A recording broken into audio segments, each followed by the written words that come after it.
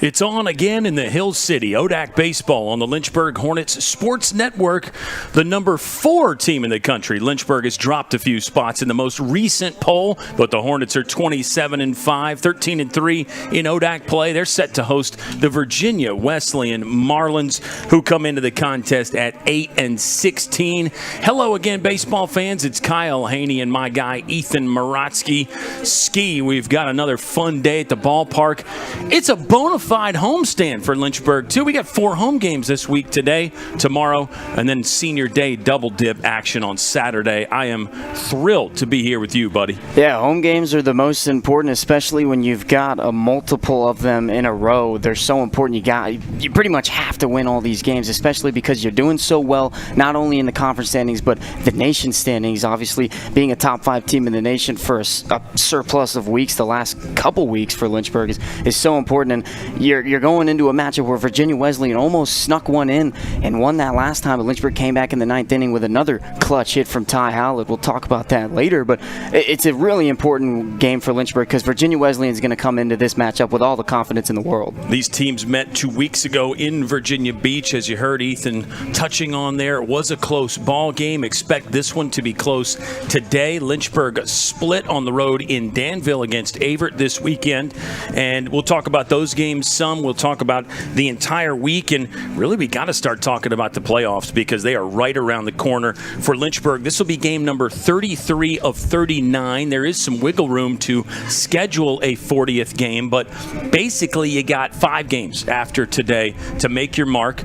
Lynchburg is the number 4 team in the most recent poll in the NPI ratings that have come out, which are more important than the poll, and we'll discuss that. In the NPI right now, Lynchburg's sitting 7th in the country, so there is a lot at stake every ball game that you play, and as you get closer to the playoffs, Ethan, it seems like the pressure gets ratcheted up just a little bit more, and it's going to be interesting here, this final stretch for Lynchburg and every team, especially in the ODAC.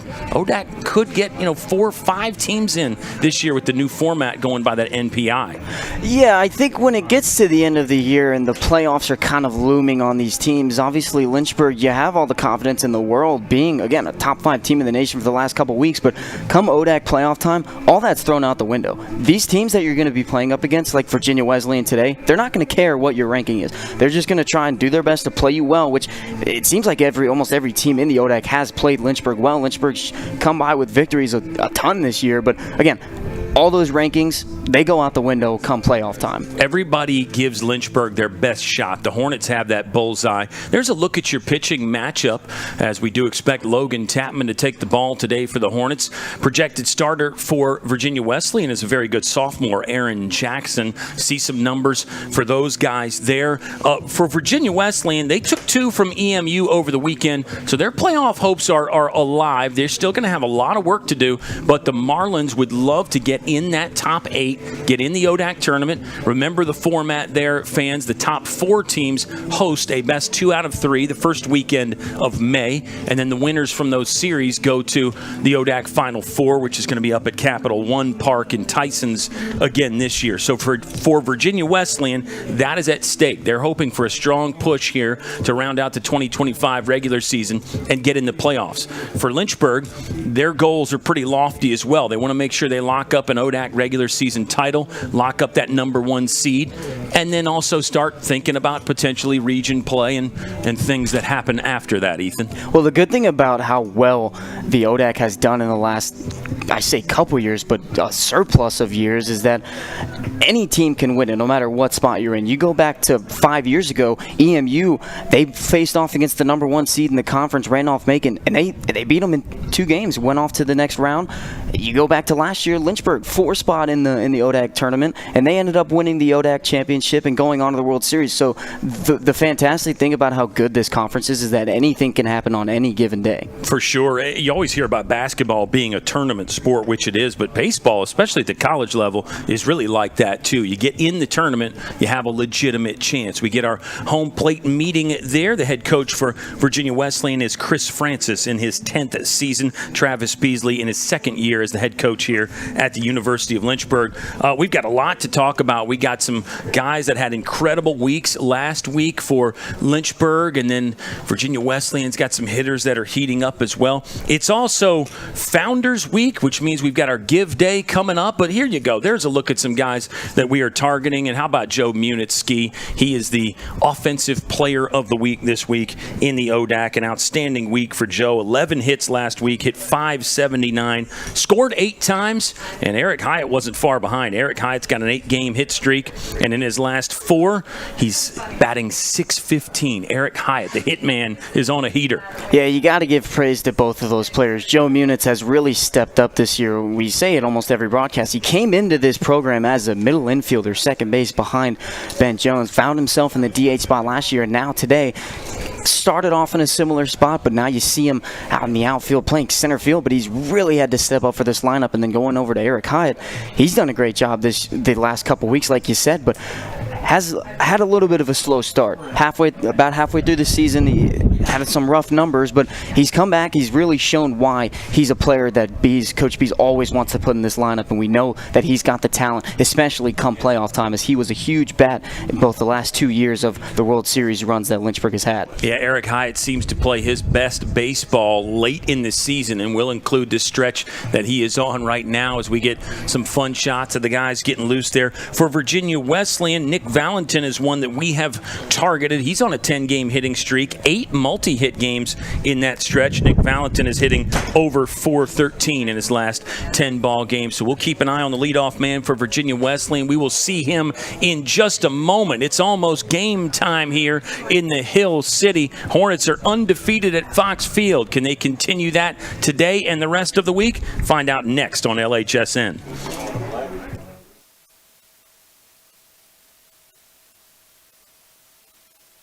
When creating a sustainable future, your choices matter, even your choice of a college. The University of Lynchburg is the first college in Virginia to go carbon neutral. Our dining hall is Green Restaurant certified. We compost all of our food waste and purchase our electricity from landfill gas. Now we're turning a hazardous lake into a thriving urban wetland. When you choose Lynchburg, you leave a smaller footprint while building a better tomorrow.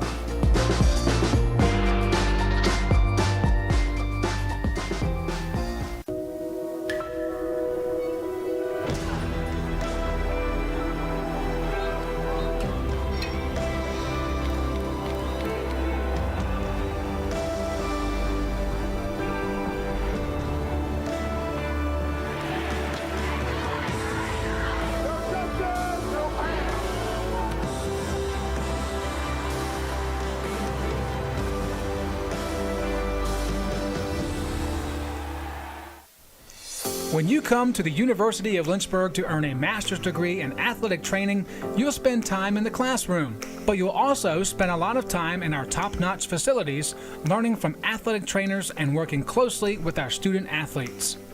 In the Graduate Cadaver Lab, you'll learn about the human body in the best way possible, by actually studying the human body. This will provide a foundation to make you a much better athletic trainer. In the athletic training laboratory, you'll get hands-on experience, practicing your skills, applying concepts from the classroom, and working with faculty on research projects. It's also where our hydrotherapy facilities are. This space is also used by students for studying and practicing skills outside of class time.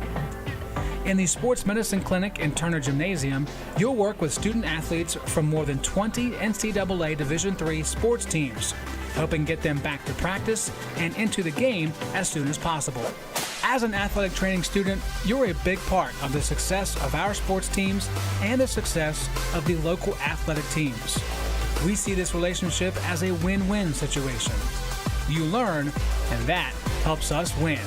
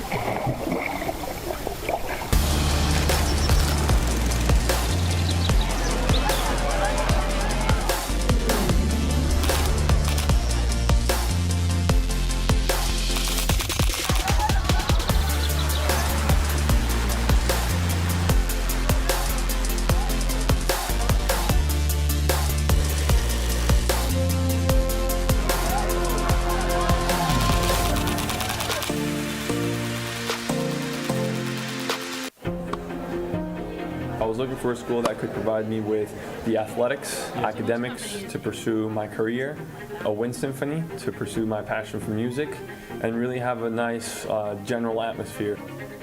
The professors here are really unique, their background and their passion for teaching. It's really a place where you can explore. Lynchburg gives you the opportunity to fail, but also get back up in that period of time and learn from your mistakes. I can make these mistakes within the school environment, but also with the support of other friends, and be ready for the real world when you graduate.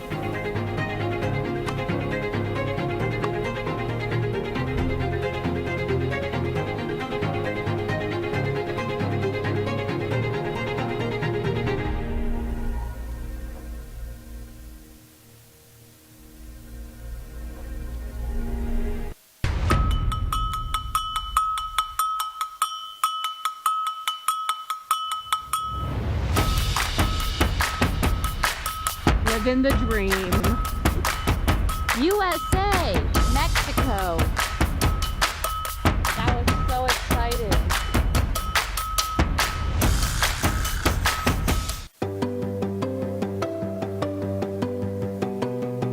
Lynchburg is all about you, your ideas, and your goals. We've got one professor for every 10 students, so you can get all the support you need.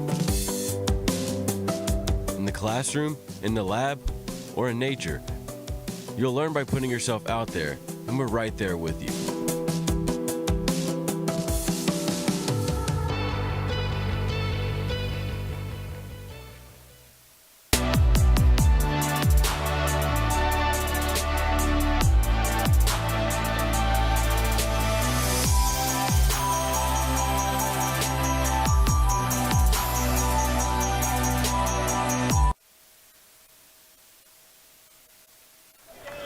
Welcome back, baseball fans. We return to James C. Fox Field on the campus of the University of Lynchburg.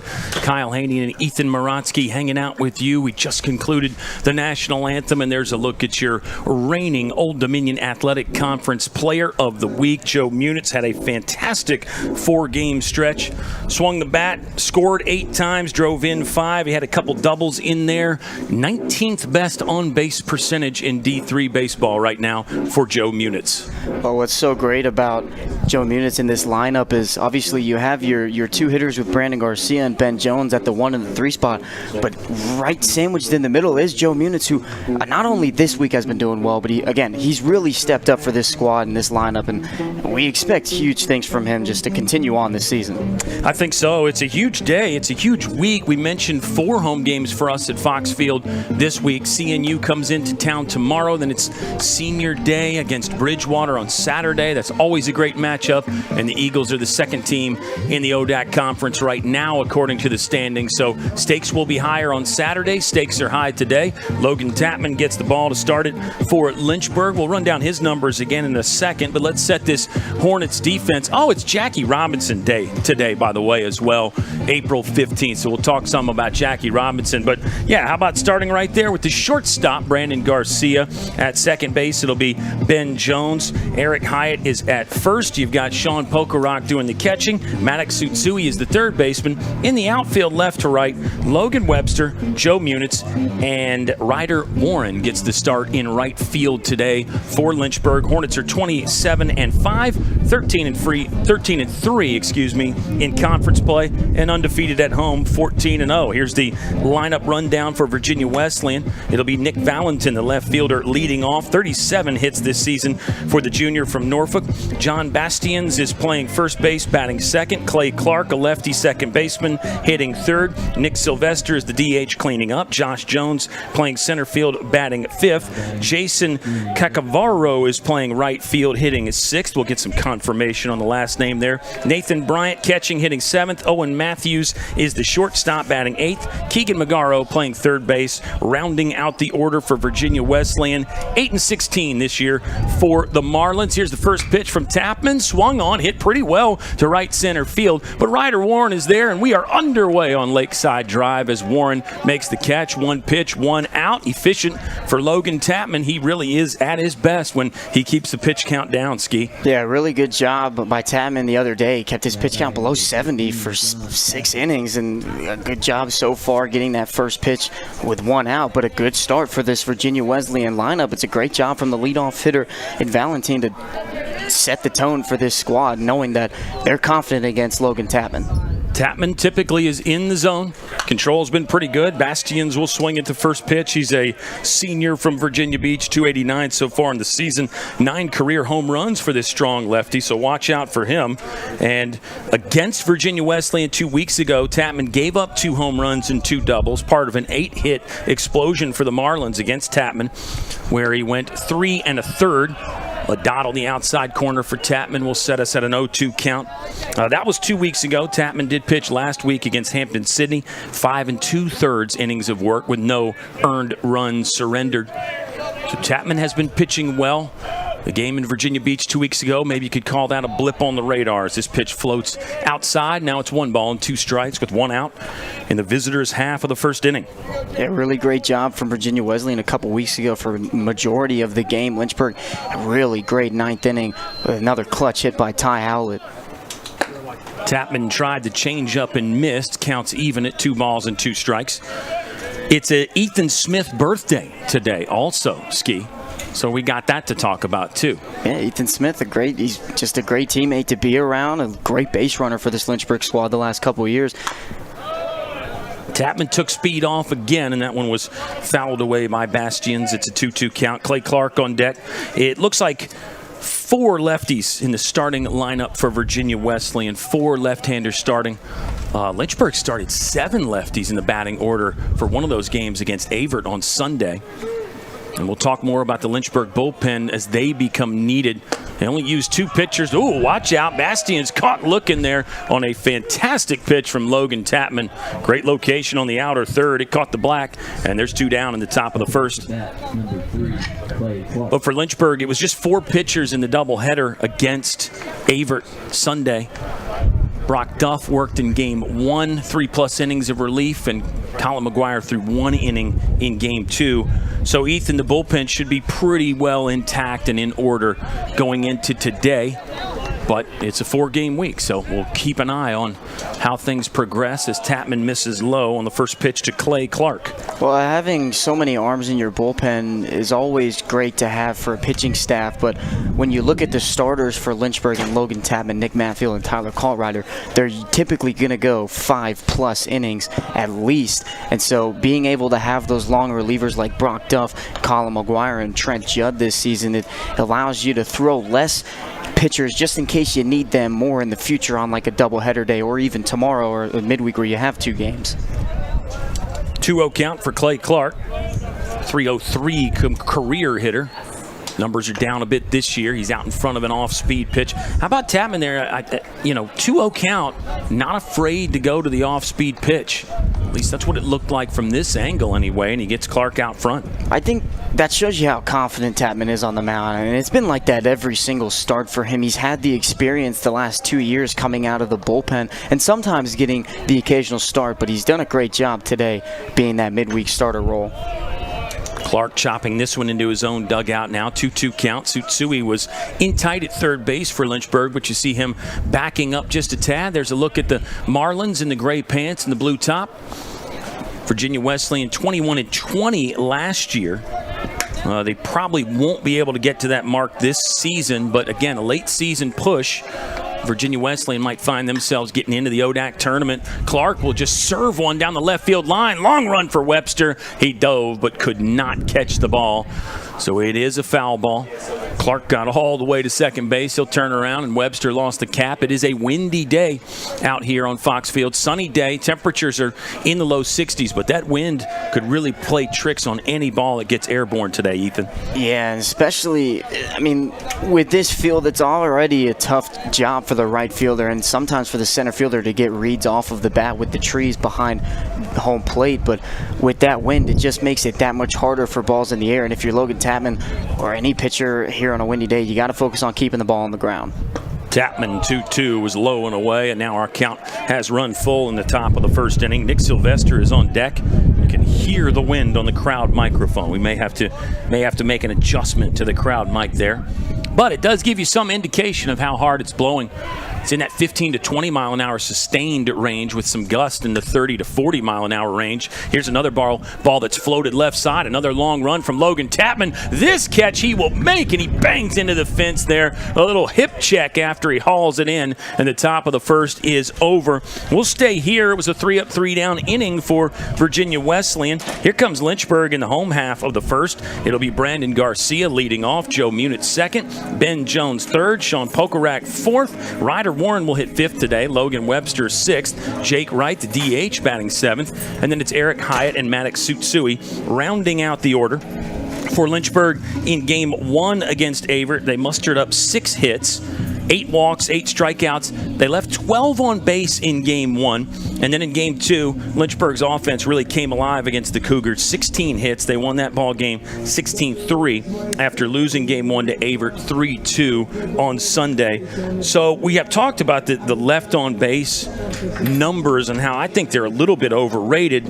But you leave 12 on base, maybe there is something to be said for you got to have that timely hitting. I mean, you've got to punch the clock when you get runners on, and specifically in scoring position. Yeah, and I agree with you with the stat of runners left on base, but you do have to take it into account. It means that Lynchburg wasn't stringing hits together, but you go back and look at really every single game that Lynchburg has won and dominated. They've done a great job in the walks category, and that's how they've strung hits together. They get runners on with a free 90, steal second base, immediately putting a base runner in scoring position, and then getting that one clutch hit or 2 clutch hits or even more. And so that's what Lynchburg has done so well in this game, and that's what we're expecting to see here today for Lynchburg. I want to say this about the Avert Cougars and their pitching. They did not walk Brandon Garcia or Joe Munitz a single time in the doubleheader. So that tells you something, whether it's by accident or by design. They went after the 1 and 2 hitters for Lynchburg. Now, Joe Munitz had a great day. You throw him in the zone, he's going to get some hits. Brandon Garcia is the same way. Brandon Garcia's got a long hitting streak intact. But I think that says something about Avert, and you have to credit them. A lot of teams do walk Lynchburg a bunch, and the Cougars did issue 8 walks in that first game, but they seem to come at the right times. So timely pitching might be a thing as well. You talk about timely hitting, but maybe timely pitching is a part of it too. No, I completely agree with you. And when it comes to the Avert Cougars, it just feels like they always like to play Lynchburg well most of the time. You go back to 4 or 5 years ago, they one-hit Lynchburg throughout the entire game, kept them to no runs. So hats off to Avert for staying competitive against the top 5 team in the nation. Cougars are playing pretty good baseball this year. Breaking ball for a strike from Aaron Jackson, but then the fastball missed. Brandon Garcia comes into this one with a 17-game hitting streak. He's got base hits in 19 of his last 20. Jackson working from the stretch here. This is start number 5 for the sophomore. He'll spin a breaking ball that's low. Aaron Jackson is from Marcus Hook, Pennsylvania. The earned run average is 3.50. He's 0-2 this season for the Marlins, but the numbers are pretty good. Batters hitting just .235 against Aaron Jackson. He's got an inverted K to walk ratio, meaning he has walked more than he has struck out. So he'll need to go from wild to maybe effectively wild against this Lynchburg team today, as Brandon Garcia has worked a 3-1 count. And I think these are the type of pitchers that Lynchburg love to go up against. That one's up and away. So Jackson threw a first pitch strike, but then 4 straight balls has got Brandon Garcia aboard. He's got a 21-game on-base streak now, the leadoff man for Lynchburg, Brandon Garcia. It'll bring up Joe Munitz. We've spent the bulk of our pregame show talking about how good Joe Munitz has been in the last week. Let's see if he can continue it. I think with Munitz, you just get such great hands, great hand-eye coordination. He really rarely swings and misses. Yes, he's got some strikeouts, but he's so tough to fool. He'll chase Brandon Garcia back to the bag on the dive. I mean, when you watch when you watch Joe Muniz swing, Ethan, tell me what you see with this sophomore. I mean, again, I say this word a ton. This is just an easy word to bring up. He's so confident in the plate, and with the experience that he had last year going through the entire playoff run as he shows bunt, Garcia heading to second on a steal. Throw's going to be in time, so Brandon Garcia will be out at second. It was just a token show of the bunt by Joe Muniz to try to keep the catcher back, and a good catch and throw there from Nathan Bryant. Brandon Garcia out for the first one gone here in the bottom of the first inning for Brandon Garcia. He's been thrown out some this year. I know that's probably a little of an overgeneralization. I'll give you the numbers here in a second as this ball went inside on Joe Muniz. For Brandon Garcia this year, he's now 17 of 25 stealing bases. Yeah, I know that Brandon Garcia is one of your better base stealers. Every time he gets on first, he looks for any hitch in a pitcher or anything that he can do to take advantage of to get to second. But with how he got walked in his first at-bat in 5 pitches and how well Joe Muniz has been hitting, not too sure if taking off for second might have been the best idea. Jackson's quick to the plate, too. You got to give him that. I mean, even with nobody on base here, he's pretty quick to the plate. Higher leg lift that time as Muniz chops one foul, and now it's a 2-2 count with Ben Jones waiting on deck. 1-2-3 for Virginia Wesleyan in their half of the first, so 4-5-6 due up for the Marlins. This is a rematch of a game 2 weeks ago. Lynchburg scored 4 in the top of the 9th. They win the ball game 5-4 after being down for the bulk of it. And Virginia Wesleyan, actually since that game, 2-4 since that close loss to Lynchburg. They have won 2 in a row after a sweep against EMU. Got Joe Muniz swinging on a nasty pitch that broke down behind his back foot. There's 2 gone in the home half of the first. Yeah, really great job from Jackson, and I really like the idea of throwing that slider that starts in the middle and just ends up going towards the back foot because it looks so good for a hitter, or as a hitter, it looks so good to swing at, and then it just breaks right out of the zone. So really great job from Jackson. You can see why hitters are only mustering up a 235 average against this sophomore. He has the makings of an elite pitcher if he can just, again, keep it in the zone a bit more. That one peppers the lower inside portion of the plate, and it's an 0-1 count on Ben Jones. Benny Bases is the nation's leader in base on balls. More walks than anybody else in D3 baseball this year. For Ben Jones, spiked that one and it got the umpire. That hit well in front of the batter's box. So back to that control for Jackson. If he can fall into that effectively wild range, he can be very dangerous. Yeah, with the velocity that he has on his pitches, I think if you're Lynchburg, you really want to force him to be able to throw strikes with how he's been struggling with the Ks to walk ratio when he's had more walks than strikeouts. You really, if you're a hitter, you want to play a little bit more patient and force him to come to you. 1-1 coming up to Ben Jones. He's out in front, pounding this one to the right side. Should be no problem there for Bastians. It is. He'll step on the bag for the final out of the inning. It's 3 up and 3 down for both squads. So we'll take our first time out of the afternoon here and get set for the top of the second. 0-0 ball game between the Fish and the Hornets. We're bringing it to you on LHSN.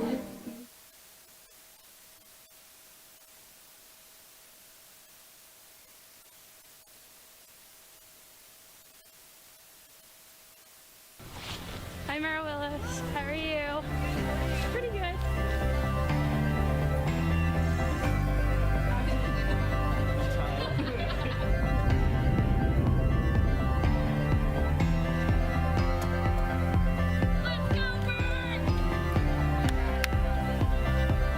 A lot of people go to the universities to find something to be a part of while getting their education. And when you come here, Lynchburg is that something, it becomes a family.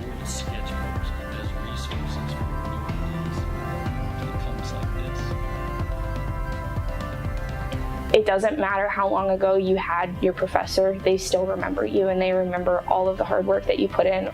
They're always there for you and they always want to do the best that they can to help you succeed.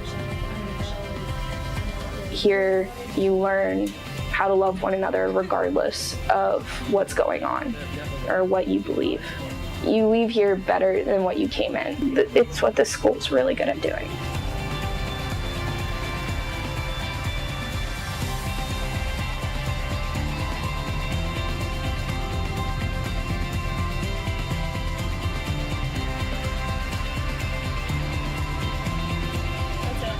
Okay. Pretty good.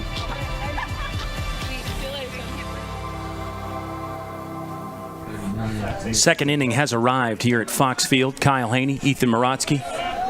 We've got Jonathan Faust, we've got Grayson, we've got Joe, we've got Kevin. The list goes on. And we might get to everybody before this game is over. We'll get to some chatter about Jackie Robinson Day. Give Day on Thursday. That's a big one. We may talk about that a bit more tomorrow, Ethan, but we'll get the conversation started here. Give Day, always a great time. There's some great content coming up.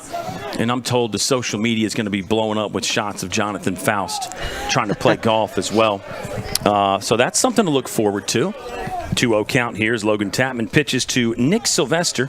He's the left-handed hitting DH, a senior from Cherry Hill, New Jersey. Off the end of the bat there. That had a funny sound to it, like maybe he had a broken bat, but seems to be content with the weapon that's still in his hands, as Logan Webster's been doing some long haul trucking already here.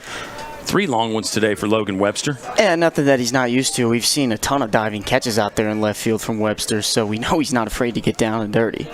Not at all. I wonder if it's 3 that way, if maybe you do consider changing up the defensive positioning a little bit. Oops, Ben Jones bobbled briefly, but stayed right in the range there where he could reach down and snatch it and throw to Eric Hyatt at first. There's one gone in the top of the second inning.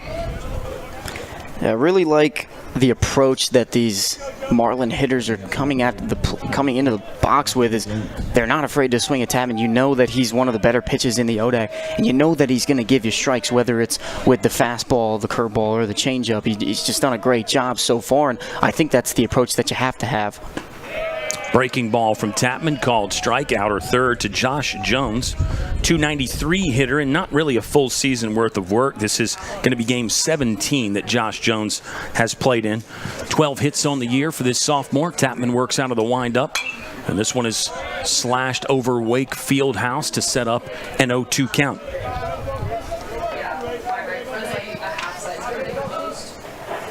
Virginia Wesleyan has a pretty tough rest of the schedule if they do want to break in to that top 8.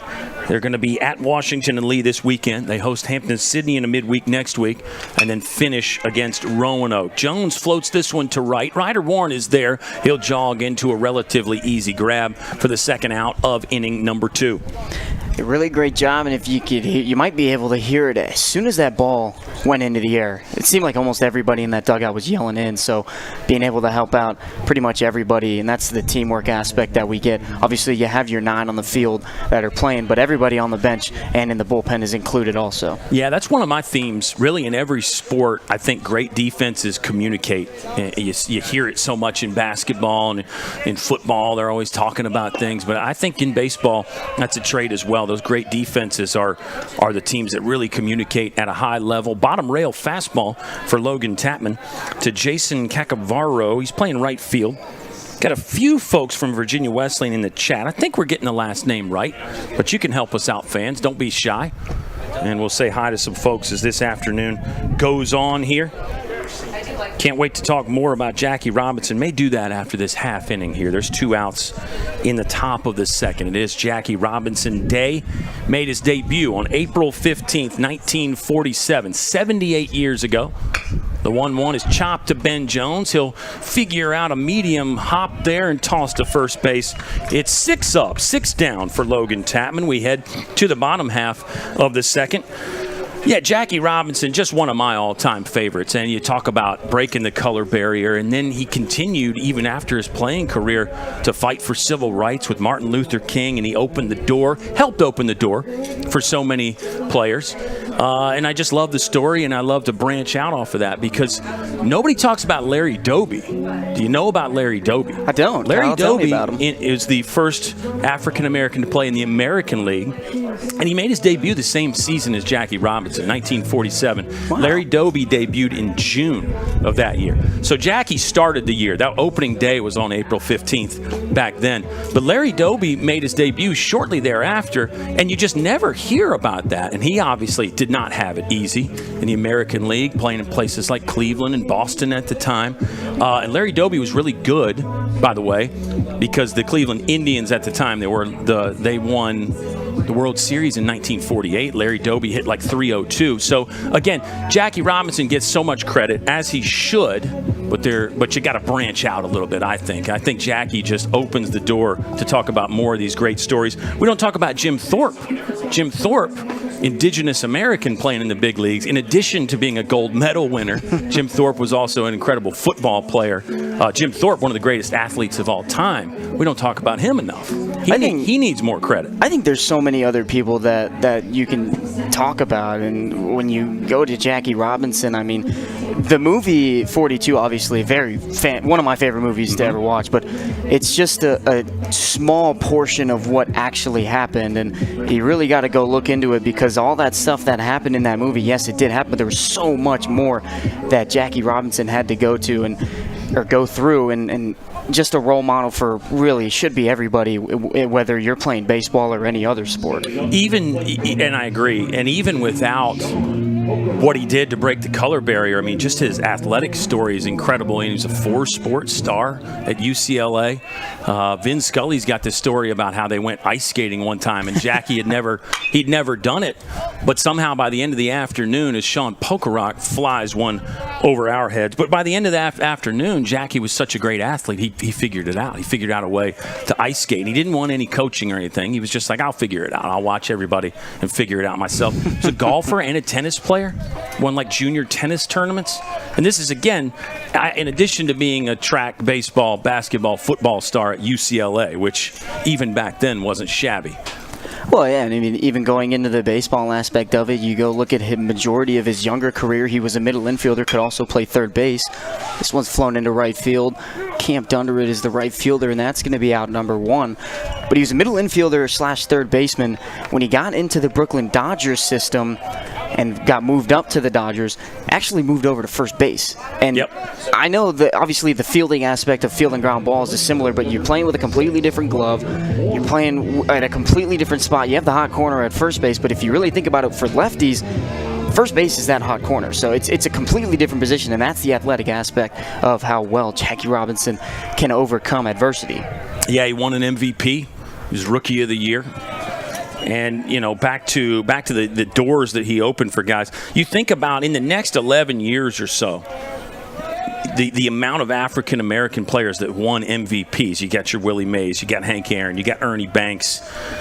Don Newcomb was a great pitcher for the Dodgers who won an MVP. Roy Campanella was the great catcher for the Dodgers that played in the Negro Leagues like so many of those guys. And that is the preferred term. I know that when you say that word, sometimes it catch people off guard, but that's the term that's still preferred.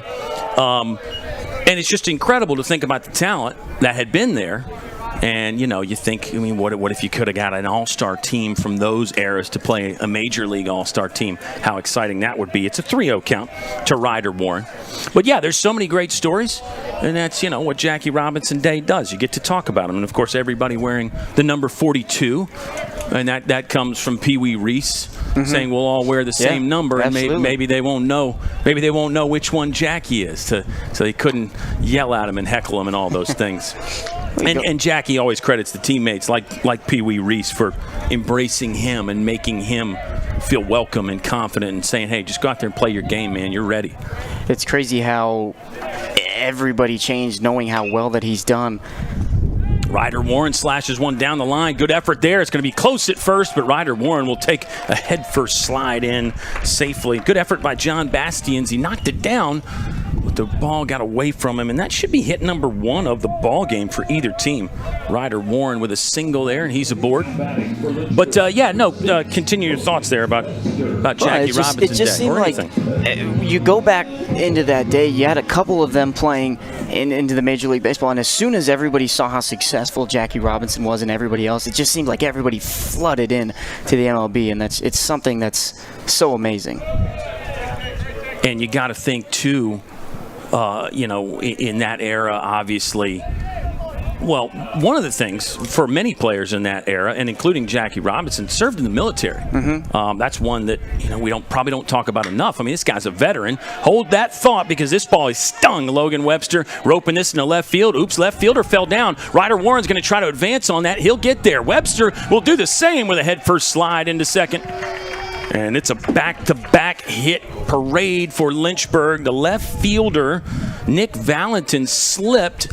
Fairly dry out there. We did have some rain on Friday and Saturday, but I don't think the condition of the field was the issue there. I think Valentin just lost the footing on his own, and that allowed Lynchburg to get an extra base. It's 2 in scoring position for the Hornets in the bottom of the second.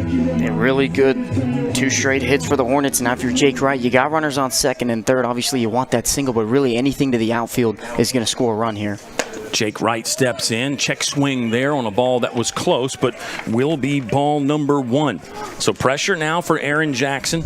He got through the first. Well, he did walk Brandon Garcia, but Garcia thrown out stealing. So Jackson, will say, faced the minimum through the first 4 hitters, but problems since then. Right out in front of one. He can't keep it between the bags, and now it's a 1-1 count. As Lynchburg with 2 in scoring position. Offense looking to come alive early here. Jake Wright this season is hitting .292. He's 7 for 24. He's only driven in 2, but a great spot to double that total right here potentially, or at least get 1 across for Lynchburg. The 1-1 is upstairs, little bow tie pitch from Aaron Jackson, and now it's 2 balls and 1 strike.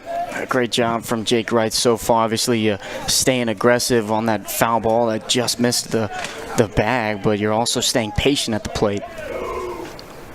This one's low and away as Jackson looked like he maybe couldn't land a curveball. 3-1 count now with 1 out.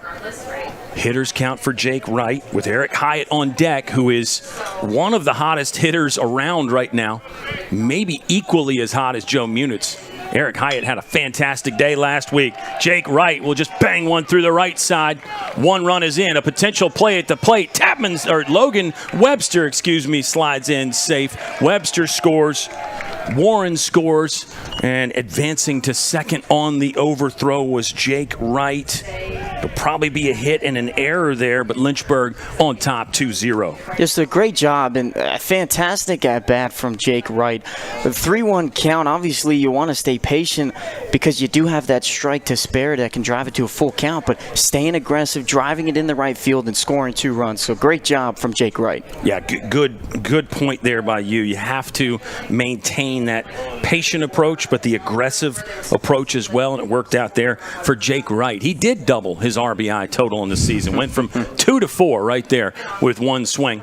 Looks like just a short mound visit. Aaron Jackson is going to stay in the ball game to pitch to Eric Hyatt. Got my Logan's messed up there. Logan Tapman is the starting pitcher. Logan Webster just scored. But hopefully the fans forgive us. And here's Eric Hyatt. The numbers are pretty incredible. In the last 4 games, Hyatt is 8 for 13. That's a .615 batting average. His on-base percentage in the last 4 games is over 700.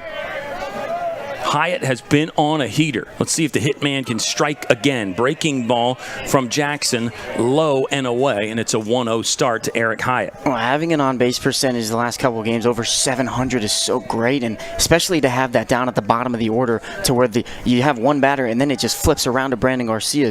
It makes you so confident in your lineup. Check swing from Hyatt. Good block from Nathan Bryant, and he kept it close so Jake Wright couldn't advance. A little bit more on Eric Hyatt. It's an 8-game hit streak right now for the hitman, and he's hitting over .423 in those 8 games. So really has been coming along. Senior from Woodbridge, Virginia will swing at this one. Down the third base line. That's by the third baseman and into the outfield. Jake Wright's going to turn for home. Lynchburg leading 3-0. RBI single from Eric Hyatt. The heater continues 9 in a row with a hit for Eric Hyatt. And the hits just keep on rolling for Eric Hyatt. Just a beautiful job. I mean, it wasn't the most hard-hit baseball, but it did a job. He got it down enough to the line where it was a tough play for Virginia Wesleyan. So great job from Eric Hyatt, and that's That's just baseball right there, and you're going to take that every single day of the week. 4 hits in a row for Lynchburg, and there has been a little bit of self-inflicted damage for Virginia Wesleyan in there, thinking about the overthrow from right field on the Jake Wright single. That allowed him to get to second and then score right there. If you hit that relay man, if you hit that cut man, Wright is only at first.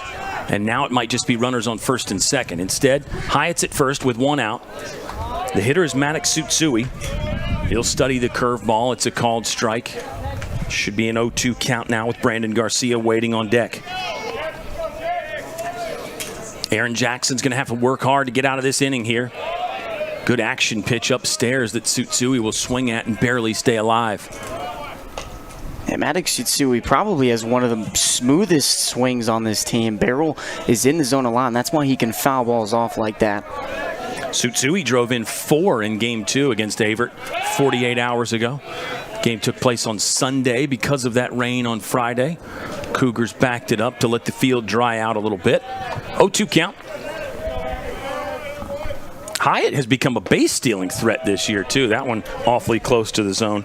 And I think coming into the season, Eric Hyatt had like 2 stolen bases or something. Now he's up to 6 or 7 this year. Yeah, not the fastest, but not the slowest. Don't want to take anything away from Eric, but that's where that, and you can show a lot of it with Brandon Garcia, and Eric Hyatt is really good at reading pitchers and catchers. Sure is. 6 of 7 this year in the stolen base department. Tsutsui thought he got a piece of that. He did not, and it'll be strike 3. Maybe. Travis Beasley's going to come out. If the catcher bobbled it, that's insignificant because first base is occupied. And I think Beasley just double-checking, hey, did he clip that or not? But it will be a strikeout. And there's 2 away now in the bottom of the second. Lynchburg leading 3-0. Second strikeout of the game for Aaron Jackson. Here's Brandon Garcia. Hollywood walked in his first plate appearance. Second time facing the starting arm for the Marlins.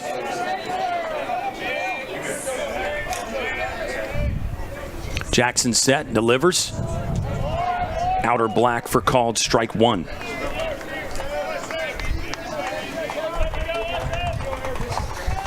Oh, 1 count with 2 outs.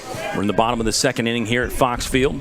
We set up shop for a 4-game homestand tomorrow and then 2 on Saturday. The captains from Christopher Newport, but yes, from Newport News in town tomorrow. And then Bridgewater visits for Senior Day on Saturday. Excited about that. And we'll be busy as the playoffs are right around the corner. Breaking ball in the dirt. Hyatt held. Good stop from Nathan Bryant, the catcher for Virginia Wesleyan.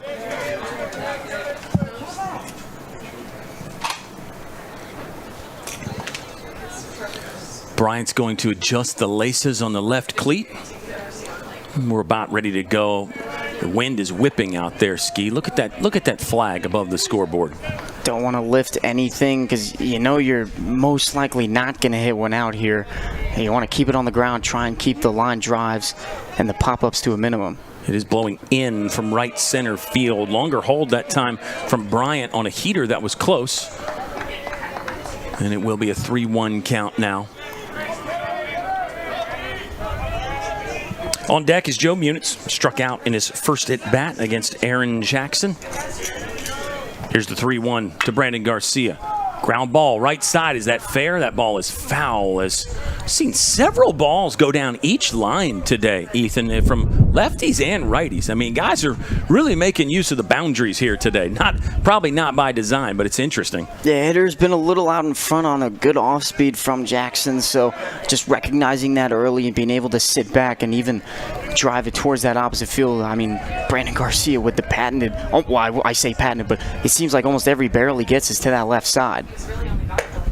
Heater upstairs. Garcia can't catch up. Inning is over, but damage is done. Lynchburg scores 3 on 4 straight singles. They leave 1 runner on, and the Hornets on top 3-0 through 2 complete at Fox Field.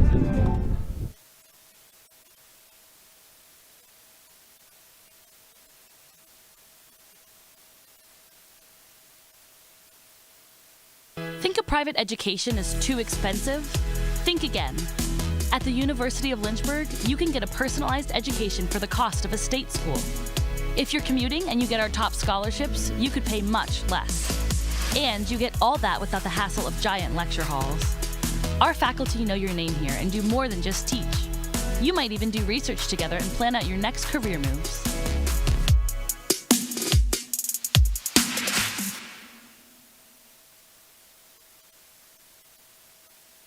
Home team Hornets on top 3-0 after 2 complete. Kyle and Ethan, we wanted to come back early for more Jackie Robinson talk. So we talked about Larry Doby, first American League African-American player.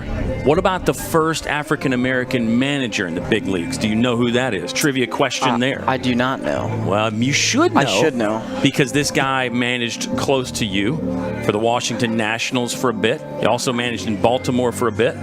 The name you're looking for is Frank Robinson. Okay. Became the first African-American manager in 1975. Frank Robinson, good trivia note, is also the first guy to win the win the MVP in both leagues.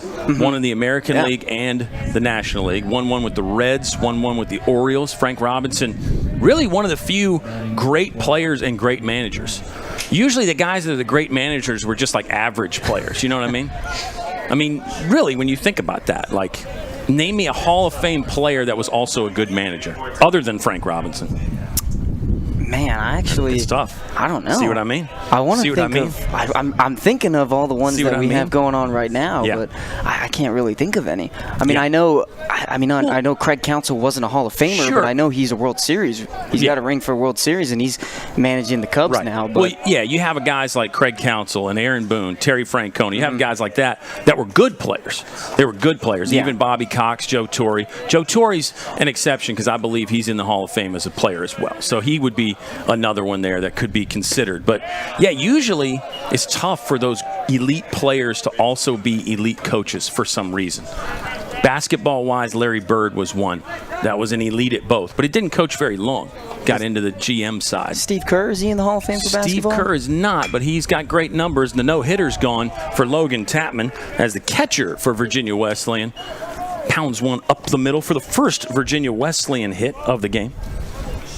Steve Kerr coaching tonight, by the way, in the play-in game. But but, you know, Jackie Robinson Day, I love talking about it. Did you know that there was an African-American player before Jackie Robinson, though? Have you heard that little tidbit? So I'm pretty sure, and now I don't know about for baseball, but I know that they had African-Americans actually playing in the national, I don't know if it was technically the NFL back then, but in the American Football League back then. Bouncing ball right side. Hornets are going to have to settle for one. Jones getting the leading runner at second. Good coverage there by Brandon Garcia. Nathan Bryant erased. It'll be a 4-6 fielder's choice for Owen Matthews. So the name is a great name too. Moses Fleetwood Walker was an African-American player in the 1870s, in the precursor to Major League Baseball. So he actually could lay claim to being the first African-American player. But Jackie Robinson still broke the color barrier because you had a full 50 or 60 years or so there in between black players in the league. But that's back to, like I was saying, you get Jackie Robinson Day. It opens up the floor for so many other little conversations and things to talk about. It's a lot of fun. Hey, we got our center field camera back. That's fun. 3-0 Lynchburg lead. First pitch of the at-bat to Keegan Magaro is a called strike there just below the knee on a hard fastball from Logan Tapman. Yeah, the visuals are just getting better and better. Every inning, seemingly every pitch, they're getting better and better on LHSN. Breaking ball from Tapman. Called strike. Started that one at the front shoulder of Magaro and brought it back in over the plate. Yeah, front door curveball, really good job finding that corner. Those are really tough pitches, not only to hit but to be able to swing at because they're balls majority of the way coming towards the plate. Tapman holds 0-2, not ready yet as they throw to get Owen Matthews back to first base. It is a Virginia Wesleyan team that does not steal bases as much as Lynchburg. Only 29 swipes on the year for the Marlins. They do steal them at a 74% success rate. Lynchburg has stolen 83 this season at a 78% clip. This ball's hit decently into the left center gap. Long run for Logan Webster. He'll field on one hop. Thought about tossing into second, but instead redirects to Brandon Garcia, the shortstop. It's 2 hits in the inning now for the Marlins. Magaro aboard with one out, and we've reached the top of the lineup again. Nick Valentin swung at the first pitch and flew out to right field in his initial appearance today. Now batting number 18, Nick Valentin. Valentin is a junior from Norfolk, comes into the game hitting .394, and Valentin rides a 10-game hitting streak. 8 multi-hit games in that stretch as well. He'll swing at the first pitch again, sprays this one through the right side. Ryder Warren collects. He'll fire it in, cut off by Eric Hyatt. It's back-to-back singles and 3 hits in the inning for Virginia Wesleyan. The Marlins offense starting to hit another gear here in the top of the 3rd inning. Let's see if it's mound visit time for Lynchburg or if Tapman's going to try to figure this one out on his own. I think they have full faith in Tapman. Obviously, with the experience that he's had all season, he's done well getting out of jams all year long. He knows in his mind that obviously, yes, the bases are loaded and a base hit does possibly score at least 2 runs, but you also have to think one pitch does get you out of the inning in a double play. Lynchburg pretty good at turning the double plays this year. That has been one of our themes throughout this season. The per game average is 0.86 per game for Lynchburg in the double play department. They've turned it's 27 this year. 27 double plays in 32 games. This is game 33 of 39, and we get that mound visit after Tapman misses the strike zone on the first pitch to senior John Bastians. It is Michael Solbach chatting things over with Tapman. A chance to take a break and remind you that Give Day is coming up on Thursday of this week. What else on my notes here? Founders Week this week. This is the 122nd anniversary of the University of Lynchburg. Dr. Hopwood convinced 5 of his associates to donate $100 each. And I did the math. I didn't do the math. I went to a website that does the math for you, Ethan. That's roughly $3,650 today. So he got in today's money, Dr. Hopwood got 5 of his buddies to donate $3,650 to start this great institution that we're now getting to watch baseball at. Yeah, the pleasure of being able to watch baseball here at Foxy, and it's been great baseball really ever since it all started. Maybe I'll give $122 because it's the 122nd anniversary. That's a thought. Tsutsui's in at the third base line. Bastian's way out in front of this one as he ropes it foul. 1-1 count. Rest of the infield is back, including Eric Hyatt, who's got his heels starting on the outfield grass. Joe Munitz, the center fielder, swung a bit to the right center gap. And the right fielder, Ryder Warren, playing deep out of respect for the power from Bastian's 9 career home runs. 1-1 just off the plate. 2 balls and 1 strike with 1 out here. And the bases loaded of fish in the top of the 3rd. Marlins with a chance to strike and pull even, or at least put a dent in this Lynchburg 3-0 lead. Tapman set at the belly button, now kicks and fires. Got that one in a good spot. Bastian's tried to hack it away, but could just foul it off as umpire's going to come out and give Pokey and Bastians a little bit of time there. You know, in these windy days, you get that wind kicking up the dirt and the dust. It gets in your eyes. It can really be a problem out there visually on a day like today. Yeah, obviously something gets in your eye, especially if you're the hitter. It's tough because if that wind's blowing in towards your face, it makes it a tough job to even be able to keep your eyes open. 2-2 from Tapman. He got him swinging. What a big pitch right there. Punch out number 2 of the game. And now there's 2 gone in the top of the 3rd. Yeah, you know, really, you could make a case on a day like today, even if you didn't wear prescription glasses, some Oakleys or some of those big pit vipers, they're called, would do something to keep the dirt out of your eyes on a day like today. Just wear a full hockey helmet out there or something with the plexiglass shield up front. You know, that could work. Hard ball at the knees there for Tapman, and it's an 0-1 start to Clay Clark. I believe Maddox Shitsui has those pit vipers that nice you're wearing. Possibly. Could be wrong, though. I need those for a broadcast. Tapman He'll twirl the 0-1. Oh, another great location. Tapman really doing well to pitch right at the knees, Ski. That one missed, but awfully good location there from Tapman. Yeah, it's a close pitch to where you obviously don't want to throw it right down Broadway, but you get it almost into that corner, so just if he does swing, he's not going to make solid contact majority of the time. 1-1 is sprayed over the Lynchburg dugout and foul. There are a couple arms getting loose in the Lynchburg bullpen. It's so windy that we think it just knocked over that center field cam. We got to wait. We got to get that thing weighted down somehow or break out the duct tape, you know. But anyway, we'll figure it out. We'll keep working on it as the wind picks up. Let's see if Tapman can leave him loaded. The 1-2. Low and away for ball number 2. Good hold there by Clay Clark. There are runners at every station right now for Virginia Wesleyan. It's a 3-0 Lynchburg lead. Marlins have 3 hits in the inning, but none across just yet. Here's the 2-2 from Logan Tapman. Missed there. That one was not close, and the runners will get a head start now with a full count and 2 outs. A big payoff pitch coming up. If you're Clark at the plate, you know he's got to come to you. You got the bases loaded. You can't put him anywhere with 2 outs with every single bag loaded. Another lefty on deck. Here comes the payoff from Tapman. He missed downstairs. Good hold by Clay Clark. It's a bases loaded RBI walk for Clark. The shutout is gone. Virginia Wesleyan on the board. And here comes Nick Sylvester. Tapman's first walk of the ball game, but 4 base runners in the inning now. All singles. You could throw the walk in that single category as well. 3 hits and 1 free pass now. Nick Sylvester, 286 hitter in his career, went swiping at the first and came up empty, and now it's 0-1.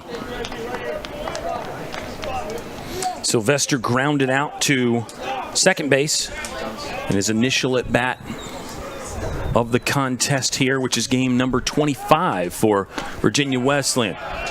Another hack and a denial there. Sylvester can't connect with the off-speed pitch from Logan Tapman. Sylvester a little late on both those fastballs. You see that second pitch was a little more outside. I wouldn't be surprised if we see Sean Pokrack go even further out to try and get him to swing 0-2. Looks like he has slid in the right-handed batter's box. Tapman got it there, and Sylvester, laid off. For Lynchburg, they've just won 1 in a row now after another winning streak was snapped by the Averett Cougars in game 1 of the doubleheader on Sunday. Lynchburg is 27-5 overall. This ball taps softly left side. Brandon Garcia will scoop and throw on the run. Connection is made at first base with Eric Hyatt. Inning is over. But the Marlins do get on the board. 1 run on 3 hits. Virginia Wesleyan leaving 3 stranded. We're through 2.5. Lynchburg on top, 3-1 on LHSN.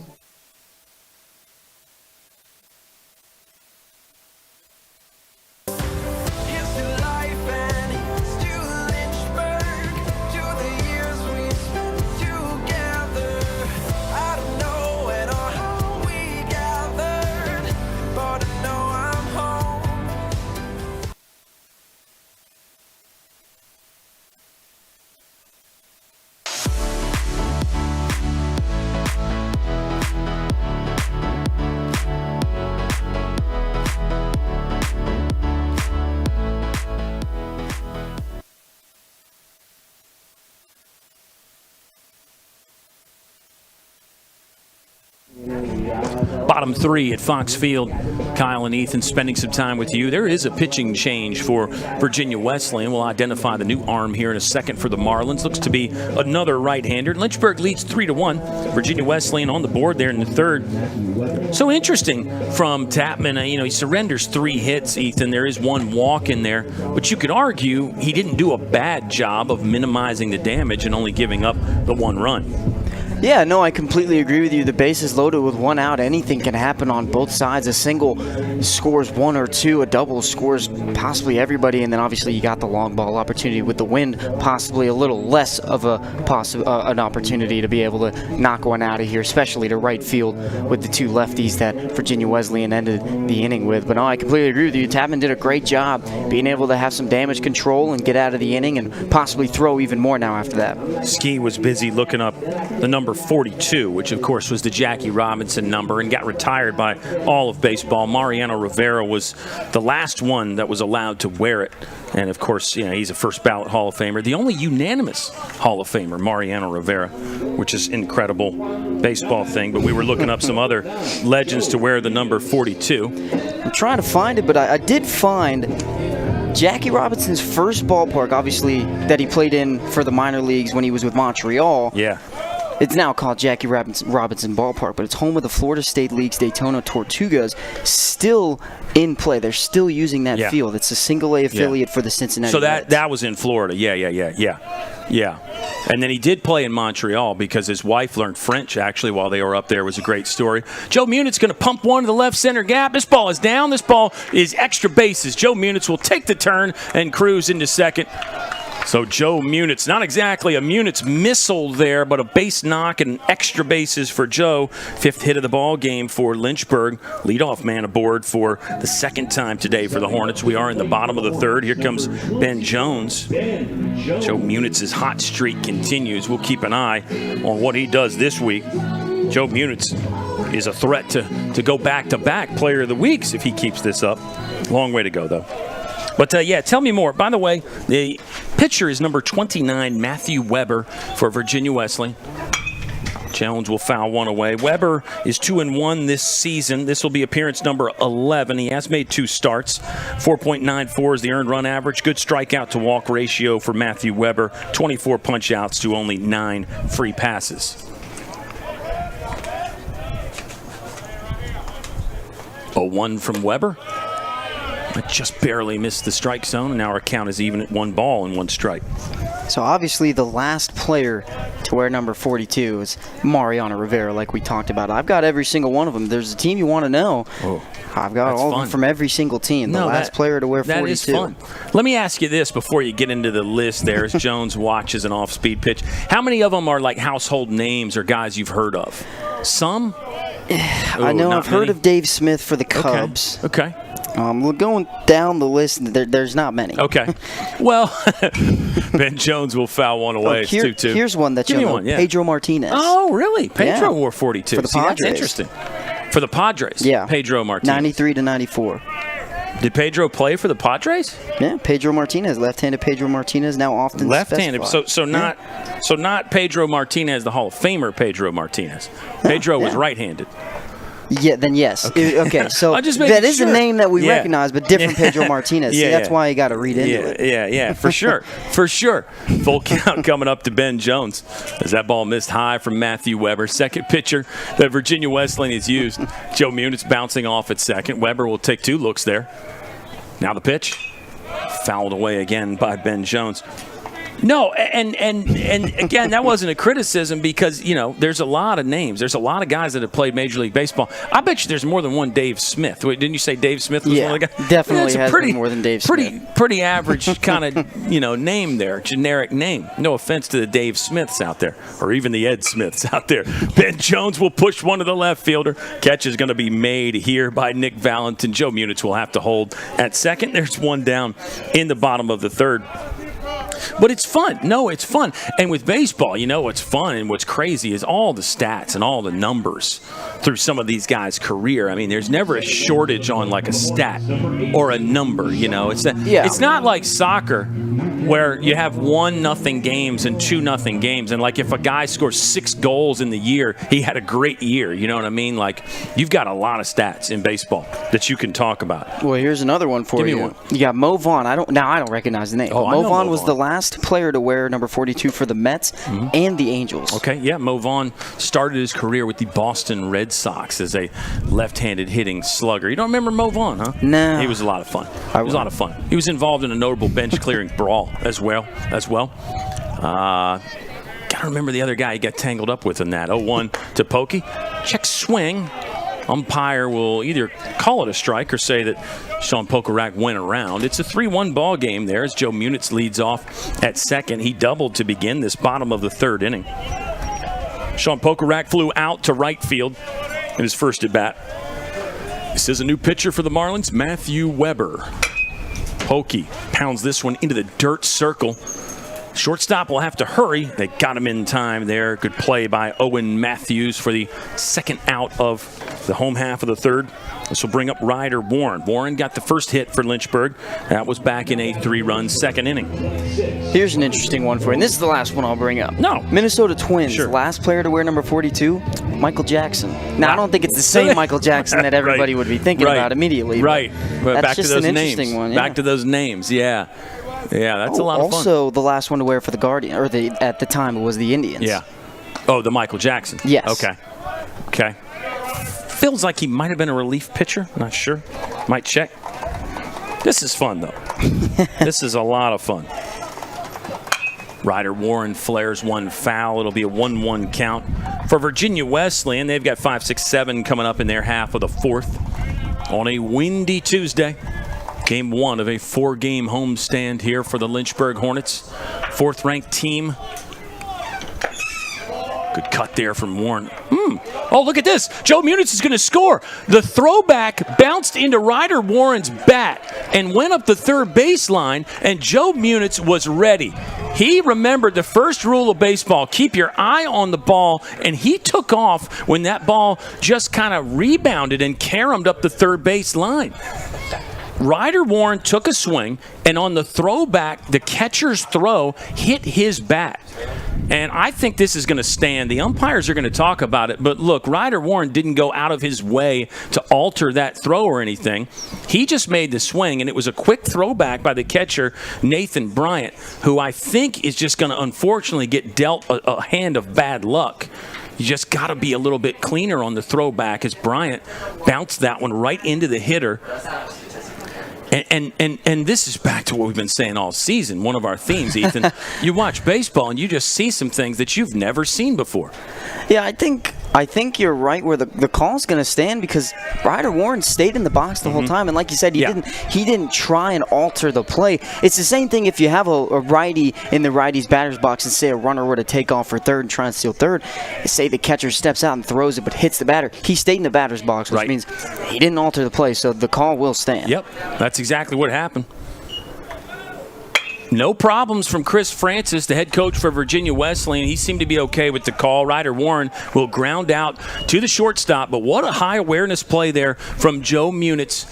You just got to be ready over there at third base, and he was. Let's keep it here and just continue talking. It is a 4-1 Lynchburg lead, 4-1, and file that one away there from Joe Muniz. That could loom large later on. He doubles, he gets to third base, and then scores on a weird one that we got to think about. How do you even score that? It could go down as a stolen base, potentially. Yeah, I mean, it could be a steal of home for Joe Muniz. I think that might be what you have to classify that as. I don't know. We got to look it up. We got to consult some. We got to consult some of the experts. And hey, that's good on Jackie Robinson Day to have a steal of home, because there's the famous video of him stealing home in the World Series, and Yogi Berra tags him out, and then Yogi Berra's reaction where he jumps up because they think they got him out. If you look at the video, it looks like Jackie might be out on that steal of home, actually. I'll have to go and check that was that like out again now. You've never, yeah, but check it out. And of course, that's the pitcher's just going from the windup. That wasn't on any weird throwback or anything, but one of the all-time great moments there, and it still looks really good. Maybe they touch those old videos up now with the new technology, freshen them up. I always loved watching Jackie Robinson. You go back to looking when he was on the bases. I mean, he was hopping around all the time. He was always ready to take second base. He threw off the pitchers, and just was such a superhuman athlete is what I would call Jackie Robinson. I would agree. I think one of the best athletes of all time, along with my guy Jim Thorpe that I mentioned, the Native American Jim Thorpe, who played in the big leagues in the teens and the 20s. Wow, we're in the 20s again here. It's the roaring 20s. And Lynchburg, by the way, at home in the decade of the 20s is 101-14. A mind-boggling stat there for the Lynchburg Hornets. Josh Jones is the sophomore center fielder for Virginia Wesleyan. He flew out to right in his first at-bat, facing Logan Tapman still. But Tapman really fell off to the first base side of the mound on that one. I don't know if you could see it. Tapman's usually pretty much straight down the barrel there to the plate, but that one he really came off the side of the mound. Let's watch it again here on the 1-1. Swing and a miss. Josh Jones hacked at that, came up empty. Jones is the leadoff hitter for Virginia Wesleyan in their half of the 4th inning. Lynchburg 1 hit, none left on in the 3rd. Breaking ball missed in the dirt. 2-2 count with nobody out. Jason Cacavaro, the right fielder, on deck. Jones with the wide stance there, ready for the 2-2. Tapman from the windup deals. Missed the outside portion of the plate. Now our count is full.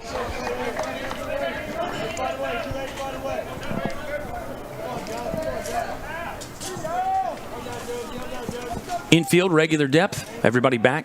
Outfield playing a little bit shallow here on Josh Jones. Some of that might be the wind, and then the scouting report.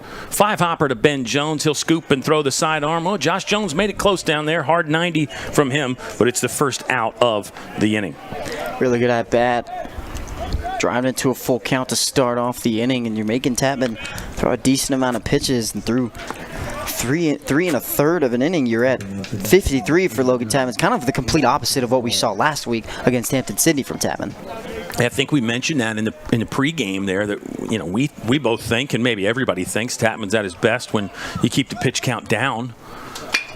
It's probably most pitchers are that way. Webster's going to be on the run here for a ball that's well hit. Opposite field power from Jason Cacavaro, but Webster will track it down for the second out of the inning. So that keeps the pitch count down. 1 pitch and then another out there. Nathan Bryant, the catcher, is 1 for 1. He singled to start off the 3rd inning for Virginia Wesleyan. He's up again. Bryant's hitting .371 on the season. He's a sophomore from Philadelphia, Pennsylvania. Owen Matthews is on deck. Lynchburg will have Webster leading off. 6, 7, 8 for the Hornets. That's Webster, Wright, and Hyatt. Bryant's going to show the bunt and pull it back in time. You're just going back to that play where Bryant hit Warren's bat. I mean, no displeasure or dispute from Chris Francis, the Virginia Wesleyan coach. So I think that tells you pretty much all you need to know right there, doesn't it? Yeah, I think everybody kind of chalked it up at the end of just being a little bit of a slight inconvenience for the catcher for Virginia Wesleyan. So I completely agree with you. Not really anything you can dispute there on that call. Got to learn from it if you're Bryant. And it's just one more reason why you want to get to third base. You know, there's a bunch of ways you can score. That's not usually one you think about, but Lynchburg got a run on it there. 2-1 count. Here's the pitch from Tapman. That one's away at the belt for ball 3. Well, I really like what you said where it makes you want to get to third base because obviously with 2 outs, most hitters are thinking, I have to get a single here to score that run. But you get on third base with 2 outs, there's that much added pressure because there are multiple ways you can score. Crazy things can happen. More competitive pitch that time from Logan Tapman, but it is a walk. Second free pass that Tapman has issued. Control's been pretty good this year for Logan Tapman. He's got 2 strikeouts and 2 walks in this ball game. Coming in to this one, he had 29 punch-outs to only 9 free passes. And Logan Tapman's ERA is 2.37. Tapman 1-1 this season. This is start number 9 for Tapman. He's basically taken the ball for all the midweek games. If it's been a 3-game series, he has been the defined third starter. Lynchburg really has had those defined roles all season long, which is a contrast from some of those teams that we have been watching, like, say, Hampton-Sydney last week. Ferrum a couple weekends ago had some guys that were doing both, Ethan. And Tapman's a guy that has done both. He started and relieved last season. Yeah, I mean, even if you go back 2 years ago in that Shenandoah ODAC championship game, he was really that long reliever after Wesley Arrington's day was over. 0-2 count. Set up pitch off the plate there. Owen Matthews dove, but he did not swing the bat. Let's see how Lynchburg adjusts off of that. Owen Matthews, he's only played 2 games coming into today, and he's 4 for 6 on the season. That factors in his fielder's choice earlier in this game. Here comes the 1-2 from Tapman. Breaking ball, and they got him. Strikeout number 3 for Tapman. 1 on for Virginia Wesleyan, but they can't get him around. We'll step aside here as the Hornets lead through 3.5, 4-1 Lynchburg on LHSN.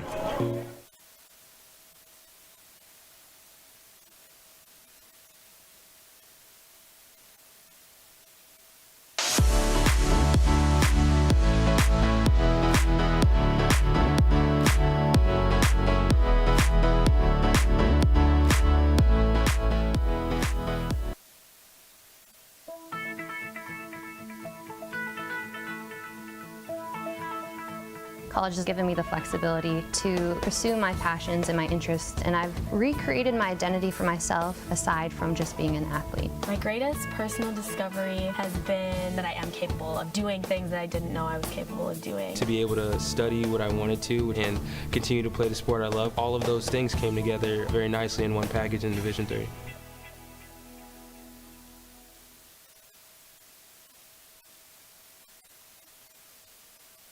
Bases loaded, said 304. We return to the press box here as we pull up some Mo Vaughn highlights to educate Ethan Morotsky. And, you know, back to there's so many incredible players throughout the game of baseball. It's hard to know all of them. But some of them are a lot of fun, and some of them are worth remembering, like Jackie Robinson today made his debut on this date back in 1947. And Ski and I marvel at the power of the left-handed hitting Mo Vaughn. If you don't remember Mo Vaughn, I mean, he was built kind of like an offensive tackle out there on the football field. You know, he was a big guy and a good player, very good player. I think Mo Vaughn was an MVP, but now we got to double-check that. Here's Logan Webster, who was 1 for 1 in this game. Go ahead. Kind of reminded me of David Ortiz a little bit. Yeah, Red Sox, for big sure. lefty. Yeah, no, that's a great comparison. It's a fantastic comparison. Logan Webster swings at the first and fouls it away. Yeah, I keep forgetting these guys from the 90s and the 80s. Some people might not remember them as much anymore. I give away my age a little bit when I start talking about these guys from the 80s and the 90s, like this stuff happened yesterday or something. There's a competitive pitch from Matthew Weber, thigh-high fastball that missed outside. But what about this game has stood out to you, my friend? Because we've seen some things today already, haven't we? Yeah, well, I think the biggest one is obviously what we're calling a stolen base. Webster down the right field line. This one will float into the Marlins bullpen. Yeah, I think with the stolen base going to home, obviously off the bat of Ryder Warren, getting a run for Lynchburg, kind of really taking away that run that the Marlins had in the top of the third. Other than that, I mean, I think this Marlins lineup is doing a great job with their approach against Logan Tapman. Obviously, they're getting some first pitch or second pitch hits, but you're also forcing him to throw a lot of pitches, getting into deep counts. I mean, he's at 63 in 4 innings, which that's a good line, but obviously you're making him throw a lot, which is going to force you to go to the bullpen more. But we know that with this Lynchburg pitching staff, their bullpen is just as good as their starters. It'll be interesting, again, to see how Lynchburg uses the bullpen this week with 4 games this week. So we'll have Thursday and Friday off. Tapman's on that. Boy, this ball's pounded to left field. What a swing by Logan Tapman. Left fielder Valentin got close, but Tapman is going to rip and run around first. Thought about taking the turn for third. He'll hold up there. It's another double for Lynchburg. 2 extra base hits in the ball game. Tapman, excuse me, I did it again. Logan Webster. Logan Webster. Sorry, Logan Webster and Logan Tapman. 2 hits for Logan Webster. And 2 doubles in the game for Lynchburg. 6 hits so far for the squad, as Jake Wright is 1 for 1. He drove in 2 in his last at-bat. Yeah, really good swing, and with that wind kind of blowing towards that right side, it did a good job staying into that left center field gap, and as soon as he made contact with that, he was thinking second base all the way. Weber buzzed the tower with a high fastball right before that. I thought Logan Webster did a great job of staying on that ball and really driving it. I always comment on his sneaky good power numbers. Webster leads off at second. Leadoff man is on in back-to-back innings for Lynchburg. There's a fastball that was close to Jake Wright, but he holds up, and now a 2-ball, no-strike count for Logan Webster in his career. That'll be extra base hit number 37. It's 27 career doubles for Logan Webster. 134 career hits for Webster. And look at that. I said his name 4 or 5 times without calling him Logan Tapman. I think got to be a record. Logan Webster's had a fantastic career, though. He has. Every single year. I mean, he was a starter his freshman year, started sophomore year, junior year, and now he's having just another great year. I think really everywhere in this lineup. He started off in that second leadoff spot in the 9-hole, and with the Gavin Collins injury, you move Maddox Sutsui into that 9 spot. And Logan Webster's been doing a great job really hitting into that 6-hole. It's worked out well. Center cut fastball was taken by Jake Wright. Matthew Weber will have to come back again on a 3-1 count. Swing and a miss from Jake Wright. And now it'll be full with Eric Hyatt on deck. Hyatt's 1 for 1. His hot streak really continues. It's a 9-game hit streak now for Eric Hyatt. We'll run down some more of those numbers in just a second. Webster leading off at second. Fairly modest lead there as Matthew Weber checks the pitch comm device on the left wrist. Now comes set. Couple looks at Webster, fires. Right, bounces this one up the middle. Could be a tough play here.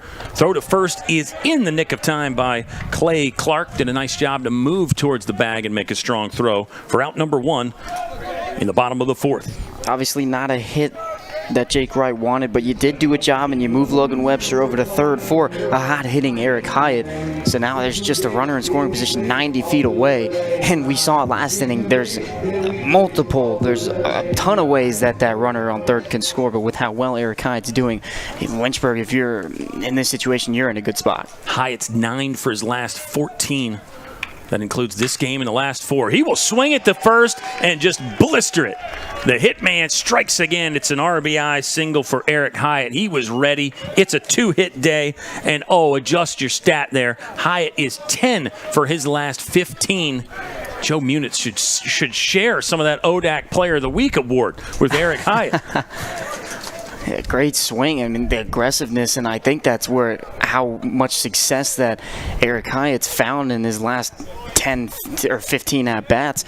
You're swinging right away, and the confidence is there for Eric Hyatt. So great job keeping that hot streak going. And that's just his second at-bat of the day. I mean, he's going to get many more, and the opportunities are limitless for Eric Hyatt. What a zone to be in. Let's hope Eric Hyatt stays in it for a while. Probably don't want to hear that if you're a Marlins fan. Maddox Tsutsui struck out in his first at-bat. This will be his first time facing Matthew Weber. There's one gone in the bottom of the 4th. Lynchburg has added to the lead. 5-1 the Lynchburg advantage. Breaking ball will catch the inside portion of the strike zone for called strike 1. Got some ODAC action tomorrow. This is actually the only conference game today.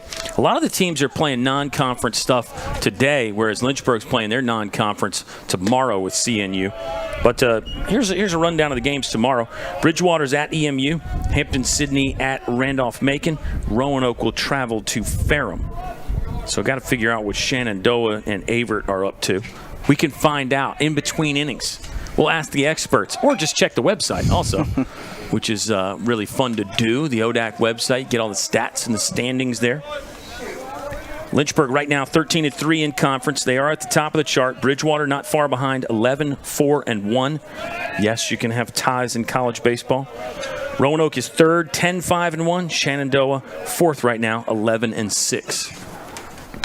Tsutsui will blister one to the right center gap. It's a long run there for the right fielder, but Cacavaro will make the grab for out number 2. There's that kind of have that wind playing an impact in that where it's kind of blowing in. So it was a good swing by Maddox Tsutsui, a really good barrel on that into the right center field gap, but with the wind blowing in, it just kind of keeps that ball up in the air just a little bit longer. Yeah, I thought that ball was hit better than it really showed, and I think you nailed it with the wind there. Brandon Garcia, third plate appearance. Still looking for hit number 1. He will be trying to extend a hitting streak. Base knocks in 17 straight for Brandon Garcia. He's going to do it with a base hit bunt. Weber off the mound. Close play at first. Bang, bang, and they got him there. Brandon Garcia's hit streak on hold. Lynchburg does score in the inning. We've got Ethan Morosky with some play-by-play. Coming up next when we return, we're through 4 complete. Lynchburg on top, 5-1.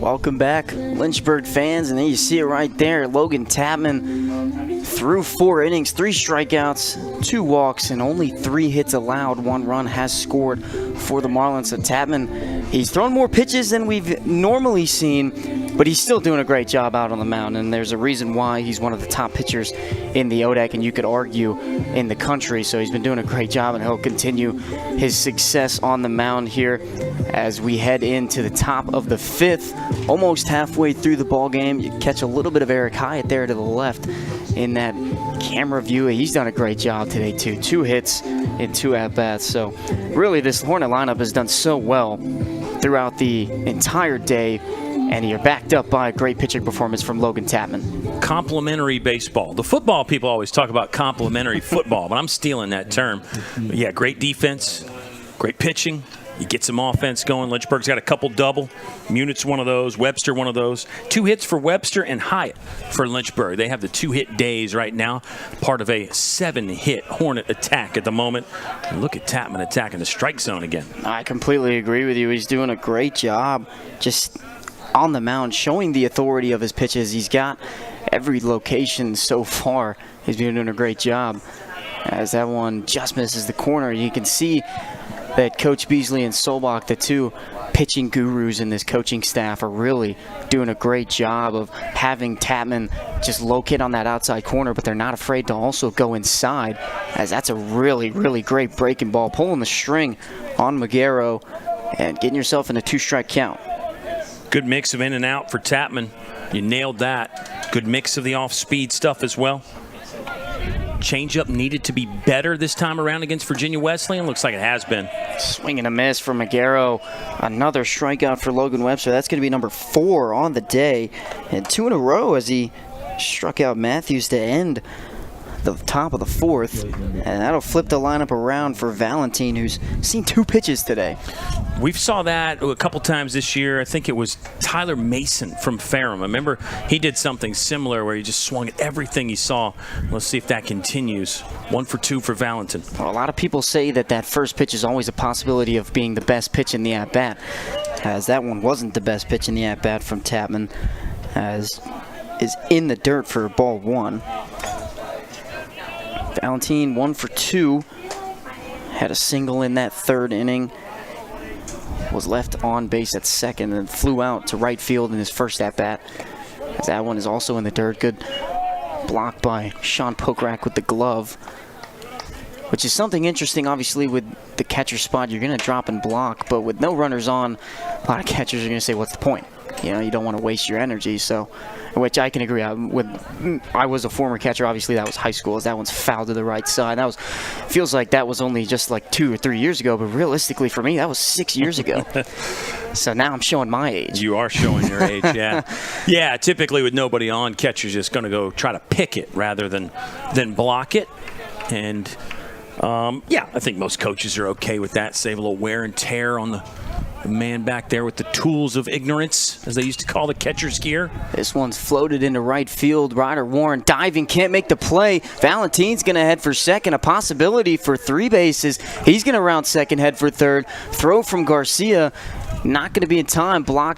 Not blocked by Maddox Tsui, but good backup by Logan Tapman. So it's going to be a triple for Valentine with 1 out. 2-hit day now for him. He's 90 feet away. 5-1, Lynchburg leads, but this is a Marlin club that is going to keep fighting. Good backup from Logan Tapman there. That's fundamental for pitchers that a lot of young pitchers just can't wrap their head around because they're so upset giving up the hit there, and they just kind of stand in the middle of the diamond. Tapman did not do that. He got in the right spot, and you can say it saved a run as well. Yeah, no, I completely agree. Usually when you're a younger age, everybody thinks, well, when that ball's hit into play, your job as a pitcher's done. But no, the play is not over for anybody until the umpire gives you the ball and you're back onto the mound. So 1 out triple from Valentine as that one misses the outside for ball 1 for Bastions. He struck out twice, once looking, once swinging. Hadn't been able to figure out Tapman yet. Be a good time to do it, especially for the Marlins' success chances. Trying to cut this lead down as that one's popped up. Logan Webster ranging in. Brandon Garcia calling everybody off as this one just floats right behind third base, and there is that wind aspect, as that looked like it might have gone into that shallow left field area and it just floated right behind Maddox Tsutsui at third base. Yeah, wind really beat that ball down. Brandon Garcia, the shortstop, he's going to go after everything off the bat, but smart to keep going on that one and smart to make that call a little bit easier for him. Tsutsui was in the area code, but I think an easier play for Brandon Garcia there. And now 2 down, the top of the 5th. Job's a little bit easier now, but obviously you've got the 3-hitter and Clay Clark at the plate. Lefty from Northern Virginia area. I had my fair share of games actually played with him as he tries to lay down a bunt. Might have been a possible squeeze opportunity, but yeah, I played with Clay Clark actually in a Northern Virginia summer league, and great ball player, great guy in general. I mean, I love talking to him. I mean, he's showing exactly why. He's been starting for Virginia Wesleyan in the last couple of years. Yeah, 303 career hitter with 2 outs. I don't think it was a squeeze, though. I think it was just a genuine base hit bunt try. This could be a tough play for Tapman. Beautiful play from Tapman. That's a tough one. You're going behind the mound. You're also running downhill. Grabbed it right above his head, turned, throw to first, and that'll be the 3rd out of the inning. So great job from Tapman getting out of the jam. Obviously with the 1-out triple from Valentin, no runs scored. So great job from the Hornets to be able to get out of that inning with no runs against them. We're going to head to the home half of the 5th, officially halfway through this baseball game. 4.5 innings completed here on Fox Field on the Lynchburg Hornets Sports Network.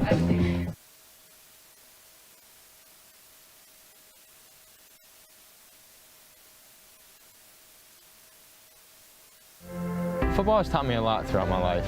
It's definitely had a huge imprint on who I am as a person. Competing at a Division III level created that opportunity for me to go to college. Not only was I the first one in my family to graduate college, but I was really the first one to even go. Being the first one, I'm breaking that cycle, and now that I've graduated, I'm not sure what's the next step, but I know I have a lot of doors open. And a lot of those are open because I played football and ran track here at Otterbein.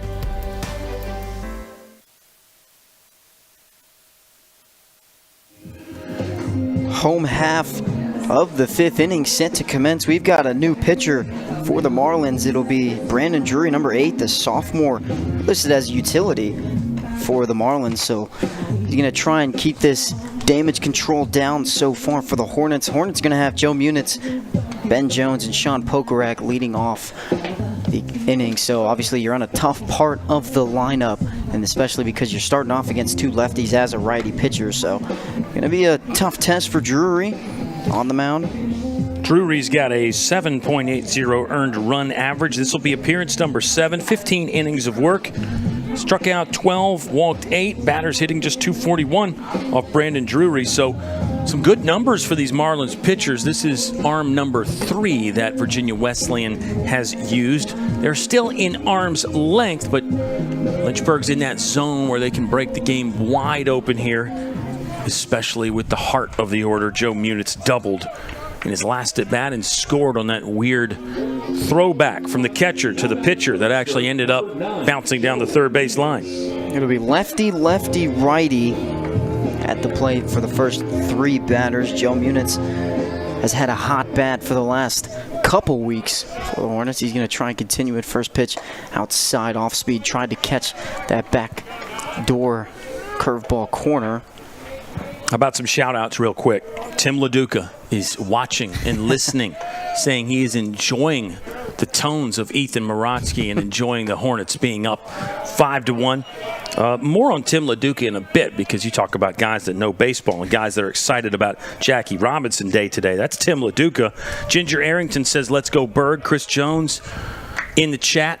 And looks like we got from Virginia Wesleyan, Jessica Watkins, and that dude _legend, which is a fantastic handle. I might just cop that and make mine that dude _legend 2 or something like that. But he's rooting on Virginia Wesleyan in the chat as well. Joe Munitz slices this one into right field, ranging back, and play's going to be made. So a great catch from the center fielder, Jay Jones in center field. Great job. Another good swing from Joe Muniz. We saw in his previous at-bat, it went into left center field, kind of poked it over everybody. Almost did the same in right field. Yeah, I think Muniz is going to feel pretty good about that swing. Jones, good long run there. You're battling the wind. You know, at some point your right fielder's going to be entering the chat there, so you got to be careful, and that's where your communication comes in. You know, communication for outfielders can be even tougher on those windy days. So good play by Jones, all in all, and might keep the Marlins within arm's length. Excuse me, it was Joshua Jones in center field. My apologies. Well, you got the initial, right? Yeah. We got Ben Jones at the plate, number 21 for the Hornets. Doing a great job this year all around, fielding, hitting, getting on base, stealing. He's seen a little bit more aggressive at the plate as of late.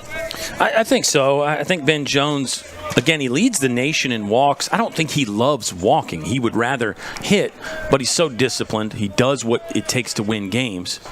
So, yeah, maybe a little bit more aggressive, because this is one Tim LeDuc and I just talked about last night. If you swing more early in the count, walks are going to go down, strikeouts are going to go down, because you're going to end up putting more balls in play before you get to those possible counts. There's a nice breaking ball from Drury that Ben Jones laid off of. That was a really good block from Bryant behind the plate. Obviously, with 2 strikes, Ben Jones were to swing, and he wouldn't block, and that were to go to the plate. Ben Jones would have most likely reached first. It's 2-2 count. Pitch swung on and missed. Strike 3. Ben Jones goes down swinging on strikes. So that'll be the 4th strikeout for the Hornets today, and that'll bring up the catcher, Sean Pokerak. Yeah, Pokey's 0 for 2. Ben Jones is 0 for 3 now, so his on-base streak slightly in jeopardy. You got Ryder Warren on deck, who is 1 for 2. Tim LeDuc, you'll be pleased that I already brought up Jim Thorpe in this broadcast. Sean Pokerak slightly ground ball to third, throw in time, so that'll be the 3rd out of the inning. Hornets go 1-2-3 on a flyout, strikeout, and ground out. You kind of get a little bit of everything there, but we're going to head to the top of the 6th. Let's keep it here, talking about Jim Thorpe and Tim LeDuc. Jim Thorpe in the big leagues from 1913 to 1919. He was a gold medalist, of course, and Jim Thorpe, from, I guess it was the Fox and Sac Indian tribe, was the tribe that he hailed from. You know what his Native American name was? It was Bright Path, which I love that. I think that's an awesome name. That is an awesome stat. And he was another guy that, much like Jackie Robinson, had to deal with the prejudice, had to deal with being an outcast, as he was an indigenous American playing in the bigs. But it is Jackie Robinson Day. Made his debut on this date, 1947, 78 years ago. And time really flies. Yeah, it really I mean, does. you think about all the baseball that we've seen today. And you think about the great players that we've seen today and watched, and it's a lot of fun. It's great because baseball has that tradition and that history, but every day you get a chance to take it further. You get a chance to add to it, and you can even become a part of the legacy. Yeah, I really like it. You said time flies, because if you really were to go back and think about it, it really wasn't that long ago that Jackie Robinson broke the color barrier and paved the way for really everybody in MLB baseball. I mean, he's just completely changed the way the game is played, and he's a really good big reason why this game is so amazing to watch. It is, and a big reason for the global game as well, because you got to think he opens the doors to international players, Latin America, the explosion of players that we've had there, the Japanese, Korean influence. It's incredible, because you got to say that Jackie Robinson was a guy that really helped open the doors. And of course, the general manager for the Brooklyn Dodgers at the time, Branch Rickey, he deserves a piece of the credit pie when you're talking about those things. But it all adds up to influencing this great game that we love and we get to watch today. I will say that if you haven't watched the movie 42, you got to go give it a look. It's a fantastic movie. Yep. Run down some other of your favorite baseball movies. Ooh, Major League. Sure. That's probably my favorite of all time. The Sandlot, that's a good one. Sandlot 1 and 3. Yeah. 2 was good, but 1 and 3 my favorites. Ball 1 to Nick Sylvester, but you like Major League especially because your boy Bob Uecker's in there. Bob Uecker, and then he's great in that. The first baseman, and I'm going to try and remember his name. So the first baseman for the Yankees in that movie, he actually was a Brewer. The actor. He's a pitcher for the Brewers. I can't for the life of me remember his name. Well, the name in the movie was Clue Haywood. Yes, yeah. And I can't remember. Because I'm one of the founding members of the Clue Haywood fan club, you know. you got to root for the villains. 2-1 there is Logan Tapman. Still cranking for Lynchburg. Nick Sylvester hitting. But, yeah, what about The Natural? You like The Natural? I've never seen that. Field of Dreams. Sorry. We can say that's our favorite movie. You're off the play-by-play now because you haven't seen The Natural. But, yes, Field of Dreams is fantastic as this ball hits Sean Pokerock. How about the effort from our home plate umpire there? He sprinted out to pounce on that ball. I thought the home plate umpire was going to pick it up and throw to first and make a play. He's trying to give Pokey some time to compose himself after that foul tip clipped him. See Sean there giving the thumbs up to the dugout and also the duck that is on the cooler outside the dugout. Can we get a shot at that duck? You can barely see it in that camera shot. We'll show it to you. Apparently that is Sean Pokerock. He placed that duck atop the water cooler, and there is some significance, although we are not exactly sure what the significance is yet. But Pokey, you know, he's that Vibes trained conductor. So, yeah, there's the duck, and they've got some athletic tape to hold it on there because of the windy day. I don't know if it has a name. I don't know any of the backstory about the duck. This is the first we've seen of it. I'll have to get some insider information as that one's chopped to Ben Jones. Throw to first in time for out number 1. I'll have to get some insider information and bring it up. I can probably get you the information by tomorrow. Yeah. Well, Quinn Madden was down there. We maybe could text Quinn and he could tell us right now. If he knows, he may not have any idea what the story is for the duck yet. You know, it's a story. Maybe it hasn't been written yet. As Josh Jones, the center fielder who made the good play defensively last inning, steps in. Jones is 0 for 2 against Logan Tapman. Tapman has surrendered 4 hits. He's been really good out there. A couple walks for Tapman. One was a bases-loaded walk to Clay Clark. That's how Virginia Wesleyan got their run. But I think overall, you got to really feel like this is probably the A- game, maybe even a little better than that for Logan Tapman. This ball's chopped up the middle. Tough play here for Brandon Garcia. He's got a hustle, catch, unload, and he'll fire a strike to Eric Hyatt for the second out of the inning. Just a smooth transition from Brandon Garcia, and that's why he's this defensive guru on this team. And what a lot of kids growing up, they really want that strong arm so you can throw the kid out at first, but a majority of it is that transition from the glove to the ball. Jason Cacavaro, the right fielder, he's number 89. Speaking of fun baseball things, 89, that's a fun baseball number. Jackie Robinson, of course, 42. Name the most famous 89. I got none. I have none. I'd have to go into football. Yeah, right. Good wide receivers. Yeah, sometimes you see those relievers that'll have some higher numbers. There's been some notable 99s. Well, I guess wasn't Charlie Sheen, Ricky Vaughn, 99 in Major League? Yeah. But 89. Here's a high chopper. We've seen a lot of balls down the line. We've seen a lot of high choppers, balls that are just going straight down right in front of the plate. I think that's got to be Logan Tapman's movement responsible for quite a bit of that, don't you? Yeah, I completely agree. I think it's the movement and the placement. You got to think these coaching or this pitching staff and pitching coaches and Coach Beasley and Coach Solbach, they're doing a good job keeping the ball on the ground. You want to limit the hard fly balls because of that wind that you have that it can completely change the trajectory of the ball. Pitch out of the zone. Tsutsui will slide and throw. 3 up, 3 down that inning. Logan Tapman has sat down 5 straight. Let's stay here and continue to chat as we move to the bottom of the 6th. It's Lynchburg 5-1. I want to talk about the wind, and maybe the wind could actually be part of the reason for a lot of those choppers. Because of this, the wind will affect the ball out of the pitcher's hand before it gets to the catcher. The notable big league example was a guy named Juan Marichal pitching for the Giants back in the day. They would talk about when they got to San Francisco, the way the park was set up, the wind would come in and his left-handed breaking ball would get significantly more bite and more break at home because of the direction of the wind coming in basically over the first base dugout and going across the field that way.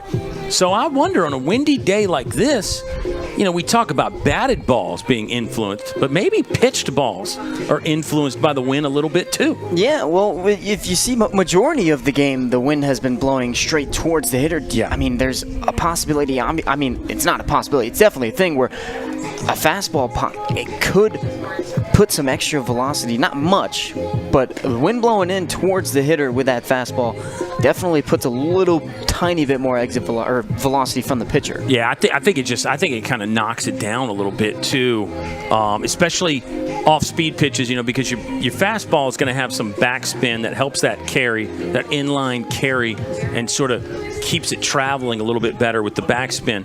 Whereas some breaking balls. Oh, the chat's really loaded up even more. Matthew Cassidy is in there. Chance Load says, "Let's go Duck." Long Island Ducks all the way. Miguel Yadger wore 89 for the Yankees in 2020.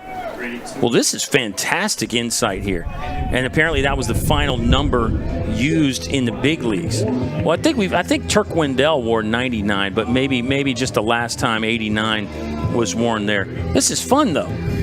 This is great. We're back to the bottom of the sixth, just like that, after a little sidebar. Or maybe the entire game has been a sidebar. Who knows? Well, it's always fun talking about these guys, especially because it's Jackie Robinson Day. That's right. We have to talk about it. We had to. And there's so many elements to this game as it's a 1-0 count here. Ryder Warren is the hitter. There's a breaking ball. It might have got some help from the wind, and it's a 1-1 count. Webster on deck is 2 for 2. We talk about the middle of the order for Lynchburg being a danger spot, and the bottom of the order is proving pretty dangerous as well. The tail end of the lineup is wagging here. 1-2 count. You got Eric Hyde in the 8-hole, who's 2 for 2 as well, and really one of the hotter hitters in baseball right now. Here comes the 1-2 to Ryder Warren. This ball's hit well. One hopper right to the second baseman. Good grab by Clay Clark. Warren hit it right at him for out number 1. Just a great swing from Ryder Warren. Nothing you could do there. Great hop for the second baseman. And so if you're Ryder Warren coming into the dugout, it should be all smiles. You just got to kind of tip your cap, keep your head up, and know that you found a barrel this at bat, and that gives you an even better opportunity, and you feel better going into your next at bat too. Tapman is 2 for 2. I did it again. Logan Webster is 2 for 2. I did it again. The hitter is Logan Webster. Lynchburg's starting pitcher is Logan Tapman, who would be in line to come back for the top of the 7th, although I wouldn't be shocked to see Lynchburg make a move. We'll see what happens here. 1-0 count to Logan Webster, a senior from Chesapeake. And there's a breaking ball that just missed. Now 2-0 count for Webster. Webster comes into the game hitting .286. He was really hot in the month of March. He's cooled a bit. It seems to be reheating back in the microwave. As you can see, the wind just getting crazy out there. The 2-0 went behind Webster, and then it hit the umpire. And I think that big gust of wind there, I wonder if pitcher who is still Drury out there, did we get a change on that? Still Drury. It's still Brandon Drury. I wonder if he would have been better to take his disengagement right there and step off. That was a massive gust of wind. Better pitch that time. It will catch the bottom rail for a called strike. 3-1 count now for Logan Webster. You know what? Something that's interesting, and we've been talking about all the commodities with Jackie Robinson Day. Brandon Drury on the mound as Logan Webster swings and misses at the 3-1 pitch. Also a Brandon Drury in the MLB. Go back and look. He's playing for the White Sox right now. These connections that we've had today. It's uncanny. Spelled differently, but still Brandon Drury. That's cool, though. Yeah, I like it. Full count. Drury pitching to Webster. Webster out in front of a breaking ball, but gets decent metal on it to the shortstop, and throw is made there by Owen Matthews. 2 gone in the bottom of the 6th. Drury has sat down every batter he's faced. 5 Hornet hitters up, 5 down. Lynchburg's hit a couple balls well. Think back to Ryder Warren this inning and Joe Munitz in the bottom of the 5th. Lynchburg's last hit was Eric Hyatt. This is Jake Wright, who's 1 for 2 today. Drove in 2 with his second inning single. Lynchburg scored 3 there. Hornets got 1 in the 3rd, 1 in the 4th. Virginia Wesleyan got their lone run in the 3rd.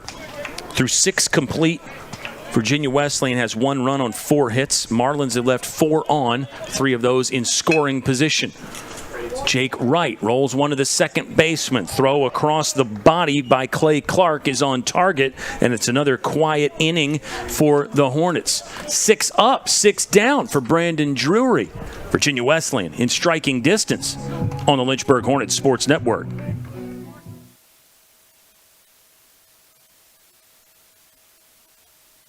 Look what you're missing.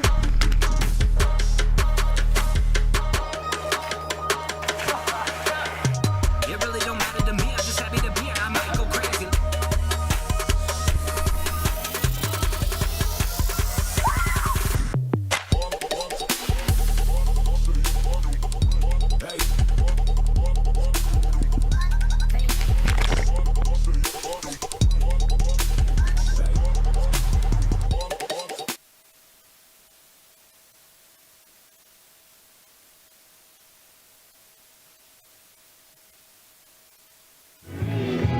New man on the bump for Lynchburg. Connor Moore is on in relief of Logan Webster.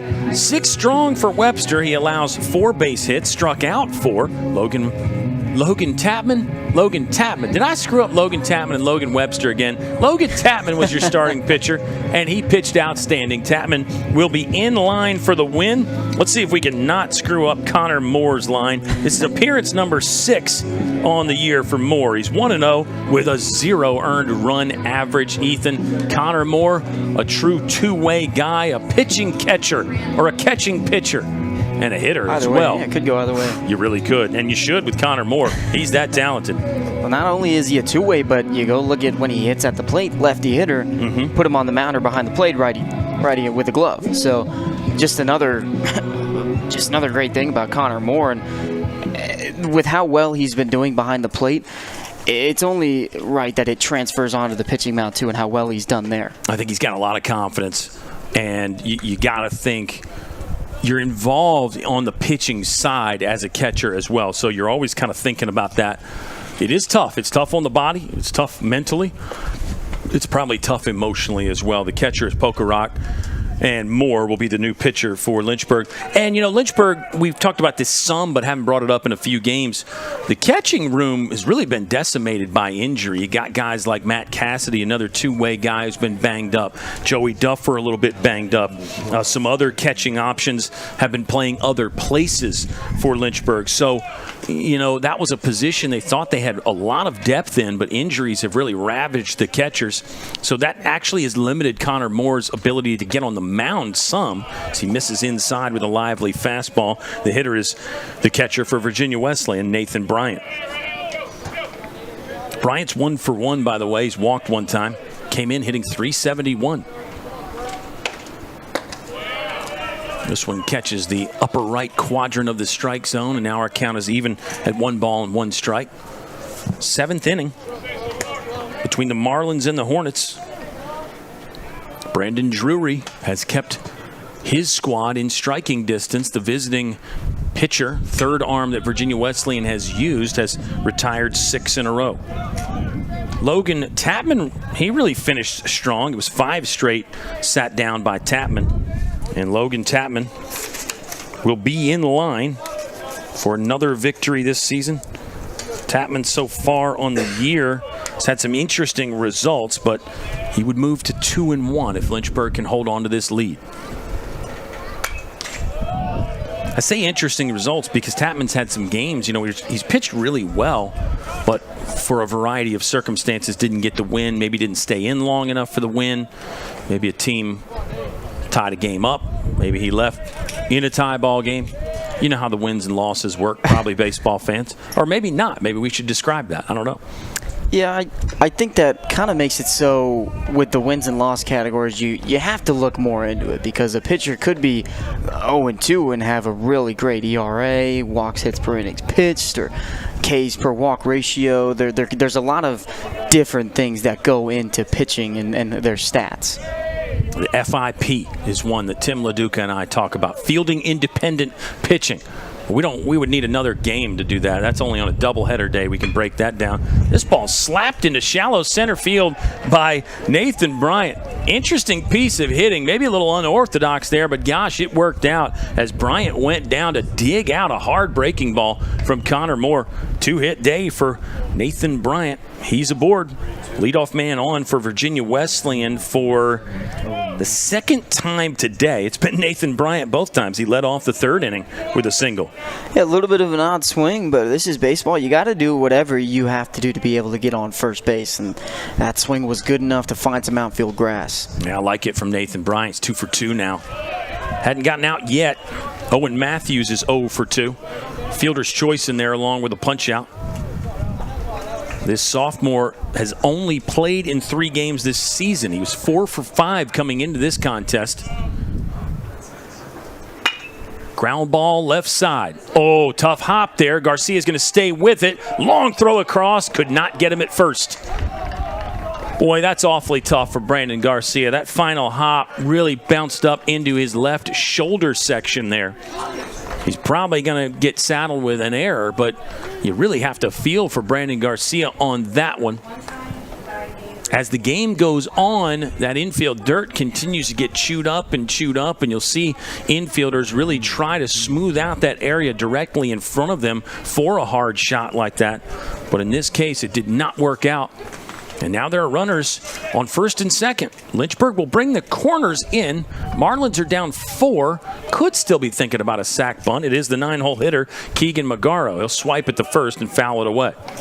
I think the good thing about Brandon Garcia, obviously you don't want the error there, but if I know him, and I think I do, he's telling Connor Moore, give me another one because I'm going to get you the double play the second time. For sure. That's what the great ones do. Great ones continue to want chances. They want the ball in their hands, want the bat in their hands when the game is on the line. Magaro's 1 for 2, by the way, struck out in his last at bat. He will show the bunt, pushes right side, Moore off to field, throws. They'll get the out there. Magaro made it close. He was hustling the whole way. And there's one gone in the top of the 7th. Good idea for Magaro, getting that sac bunt down. Now you've got runners on second and third, and a really good opportunity to cut this lead down. Leadoff man Nick Valentin steps in. He's 2 for 3 with a triple. It was a ball that Ryder Warren dove for in right field. Valentin 39 hits on the season. That's the team lead there. He leads in a couple other statistical categories as well for this Virginia Wesleyan squad. Got the highest batting average. Valentin has really done a lot of damage from the leadoff spot this year. 1-0 count as Moore misses there. Infield staying back for Lynchburg. They lead by 4. They'll trade an out for a run in this situation. John Bastians is on deck, not making use of the on-deck circle. He slid back a little bit behind the catcher, trying to get a better look at Connor Moore. Sometimes the opposing coaches don't like that, and they'll point it out to the umpire. Outfield basically straight away with Joe Munich slid slightly in the right center gap. It's a 2-0 count. See if Connor Moore gives in and throws something down the middle here. I mean, looked like he tried to go right down the middle, but missed low. 3 balls, no strikes. I think walking Valentin here is not the worst thing that you can do. Obviously, the last 2 at-bats, he has gotten on base with a single and a triple. So if you walk him here, it's not the worst-case scenario. It puts a runner on first and loads the bases to have an out anywhere. Ball was just inches off the dirt. It will be a 4-pitch walk.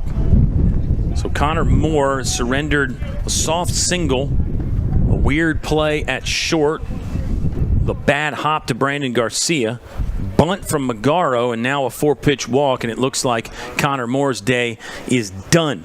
We'll pause here and identify the new pitcher. It's the top of the 7th. Virginia Wesleyan down 4, but they've got the bases loaded with 1 out.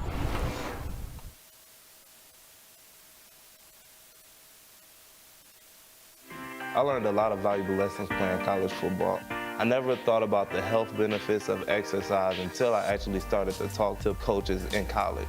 It's not only just for performance, it's for life. My coaches instilled the importance of well-being, not only building up strength, mental health, getting enough sleep, eating properly is all what it is to be healthy. I decided that I want to go on a personal trainer and share my knowledge that I obtained in college about physical and mental well-being.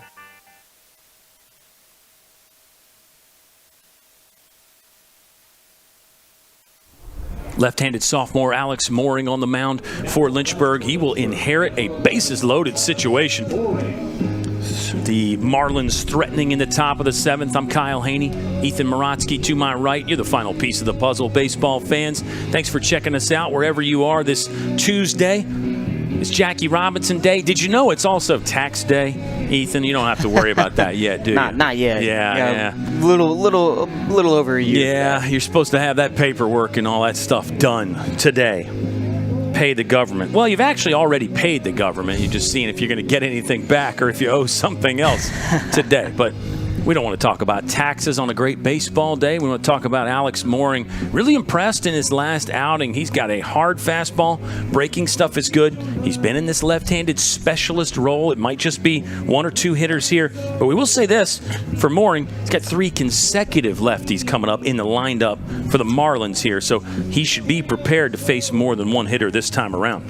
Yeah, I think this is a good job from Coach Beasley to go to your lefty in the pen. It was a little unfortunate for Connor Moore with the error at shortstop with Brandon Garcia when they could have turned a double play, but now you've got bases loaded. You got, like you said, 3 straight lefties coming up, so any ground ball really could either get you 1 out. You want to get that first out because it is a must, but that second one is a plus.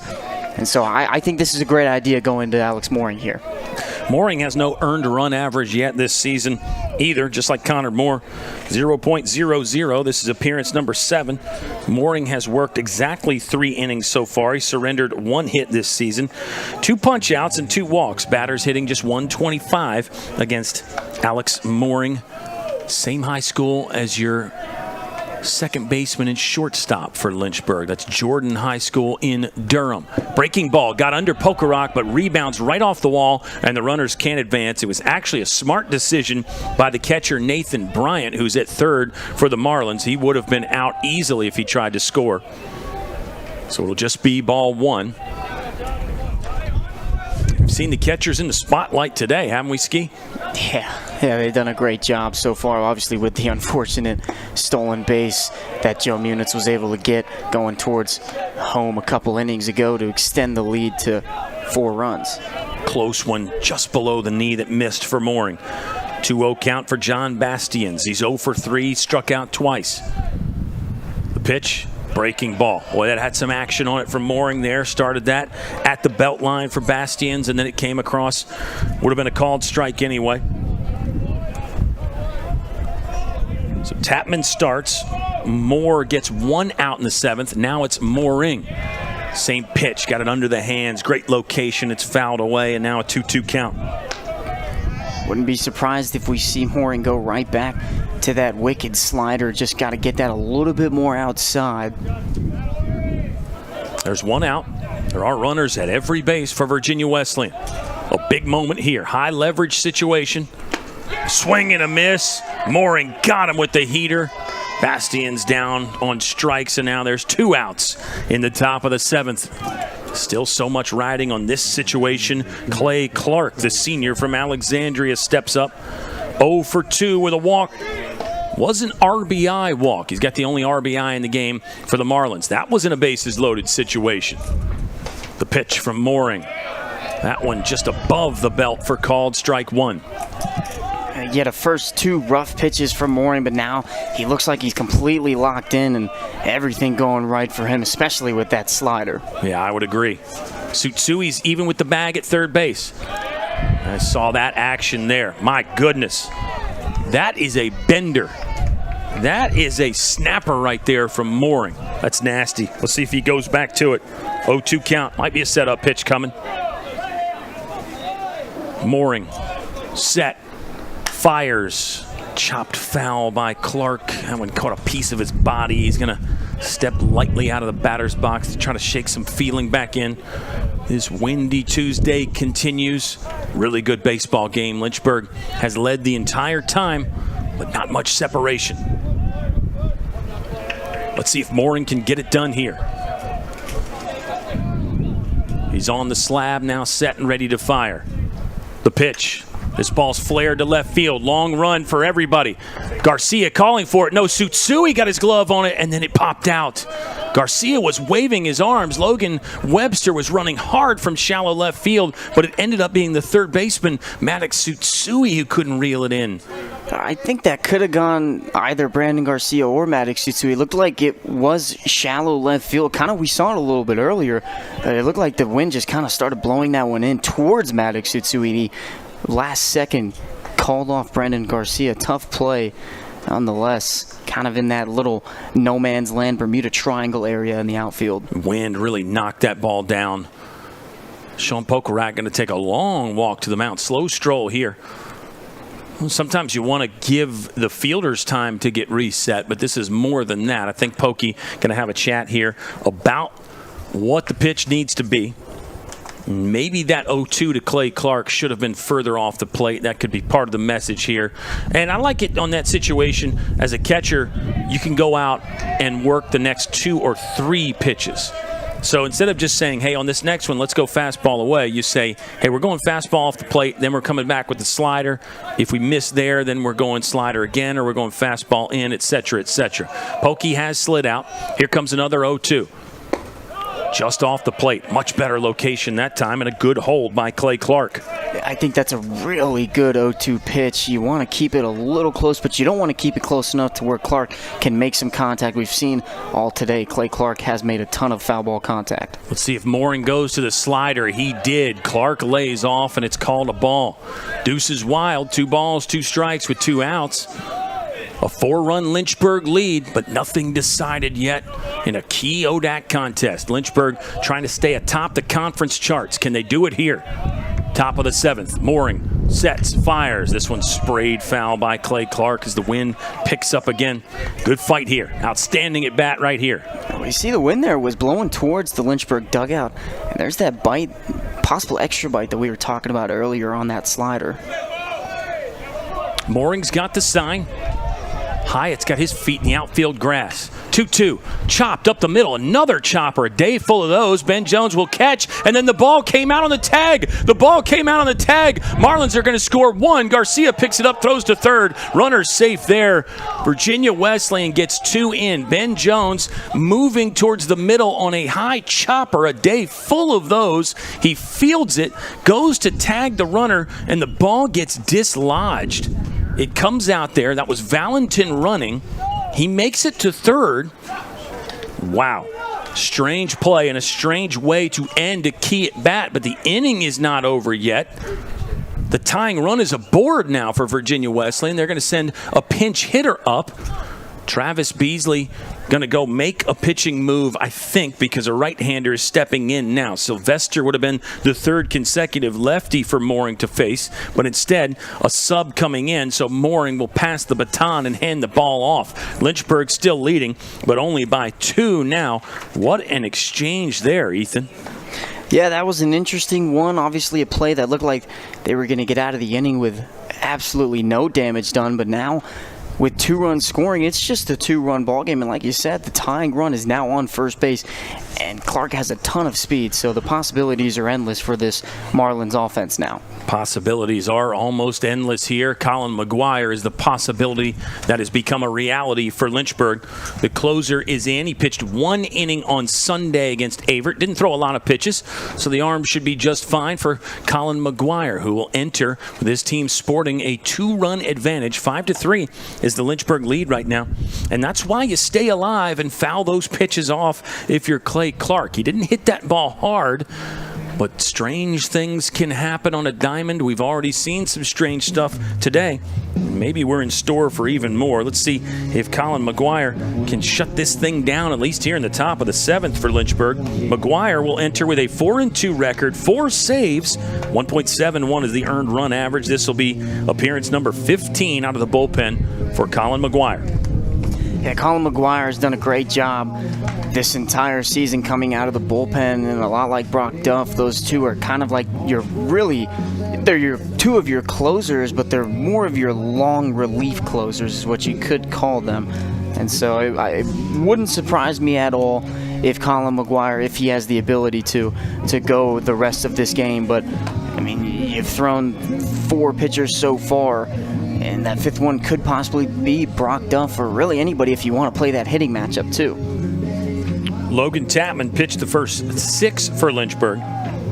But now, as my partner just said, it's up to 4 total because the Hornets have used 3 pitchers in the inning. Connor Moore faced 4 batters. Alex Mooring 2. And now it's Colin McGuire in. Speed at first with Clay Clark. Swing and a miss by the new hitter, number 41, who is Gino Mindshine. Gino Mindshine.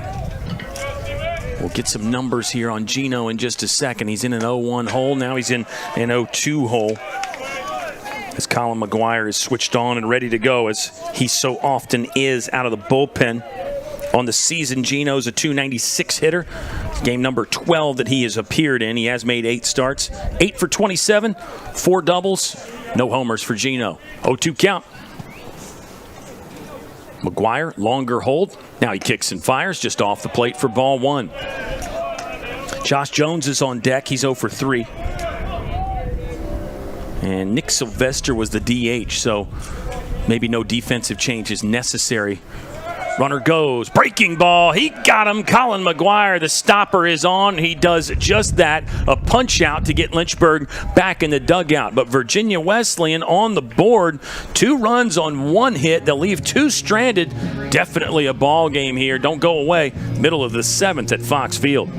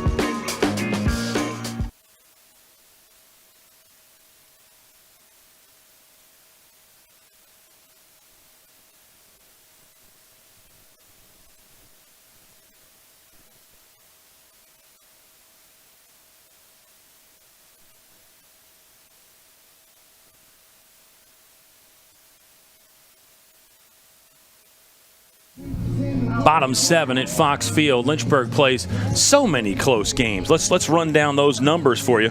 I love these stats, Ethan. Lynchburg in games decided by 4 runs or less, they are 15-5. 15-5 for the Hornets in the one swing of the bat games. They're 7-3 in 1-run ball games. For Virginia Wesleyan in those same scenarios, they're 4-5 in games decided by 4 or less.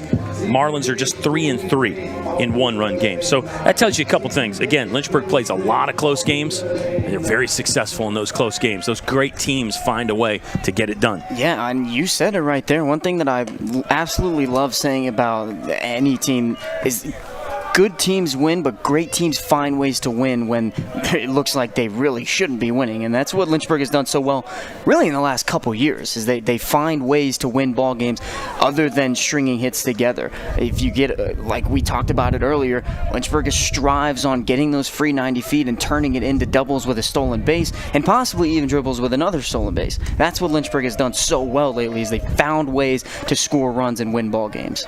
Up and in to Eric Hyatt, 2-1 count. Really fun at bat right here because Brandon Drury has sat down the first 6 hitters he has faced. Eric Hyatt is 2 for 2. Breaking ball, called strike. Now it's 2 for 2. Yeah, Drury's got a strikeout, 4 groundouts, and 1 flyout. Eric Hyatt has not been retired today. He's 2 for 2, and he's 10 for his last 15.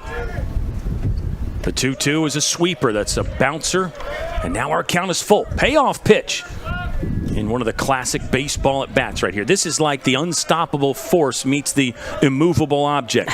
You got 2 guys that are really at their best. See who wins this thing. The pitch from Drury. Another breaking ball. Hyatt did not offer, and it's a walk. A small victory for Eric Hyatt there. He's aboard, hasn't been retired today. And back to Eric Hyatt. I mean, the on-base percentage in the last 5 games, Ethan, is over 700. It's incredible what Eric Hyatt is doing here this last week or so. After today, it might be over 750, closer to 800. Might be closer to 800 after today. We'll get the LHSN research team on it. Hyatt leads off at first. Maddox Tsutsui, the 9-hole hitter, is 0 for 2. He struck out and flew out to right. Could be a sacrifice bunt situation with the top of the order coming up. Sure, Tsutsui showed it there. Pulled it back, ball in the dirt, snap throw. And Hyatt's back safely. This is great. I mean, what a great day. We talked about Jackie Robinson. We talked about Give Day. Did you know it's Earth Day in a week? Still got a week for that one, yeah. But there's a lot going on here in April. Tax day. Oops. Said I wasn't going to bring it up again. The 1-0 to Tsutsui. There's a high pitch. That will be a called strike. Caught the top rail of the strike zone rectangle. And now the count is 1-1 to number 1, Maddox Tsutsui. Hey, a reminder, we're back tomorrow. Lynchburg hosting CNU. And then we're back for an ODAC double dip Senior Day fun this Saturday. Lynchburg will welcome the Bridgewater Eagles. Tsutsui looking for the sacrifice bunt again. Well placed down the first base line. Drury's got to hustle. He did. They got Tsutsui at first. And there's one gone in the bottom of the 7th. Really great play by Drury on a fantastic bunt from Attic Tsutsui right down that first baseline. You got to get it either to the left of Tsutsui running down the line or over him, and he did a great job finding that first out. Yeah, it's a good play by Drury. Some good pitching defense today. We didn't even revisit that Logan Tapman one where he went back off the mound there and twisted around, got an out at first there to end the inning. That was a super play. Look at that wind. Look at that wind kicking the dust up there. 12-6 breaking ball comes across just under the letters for strike one to Brandon Garcia.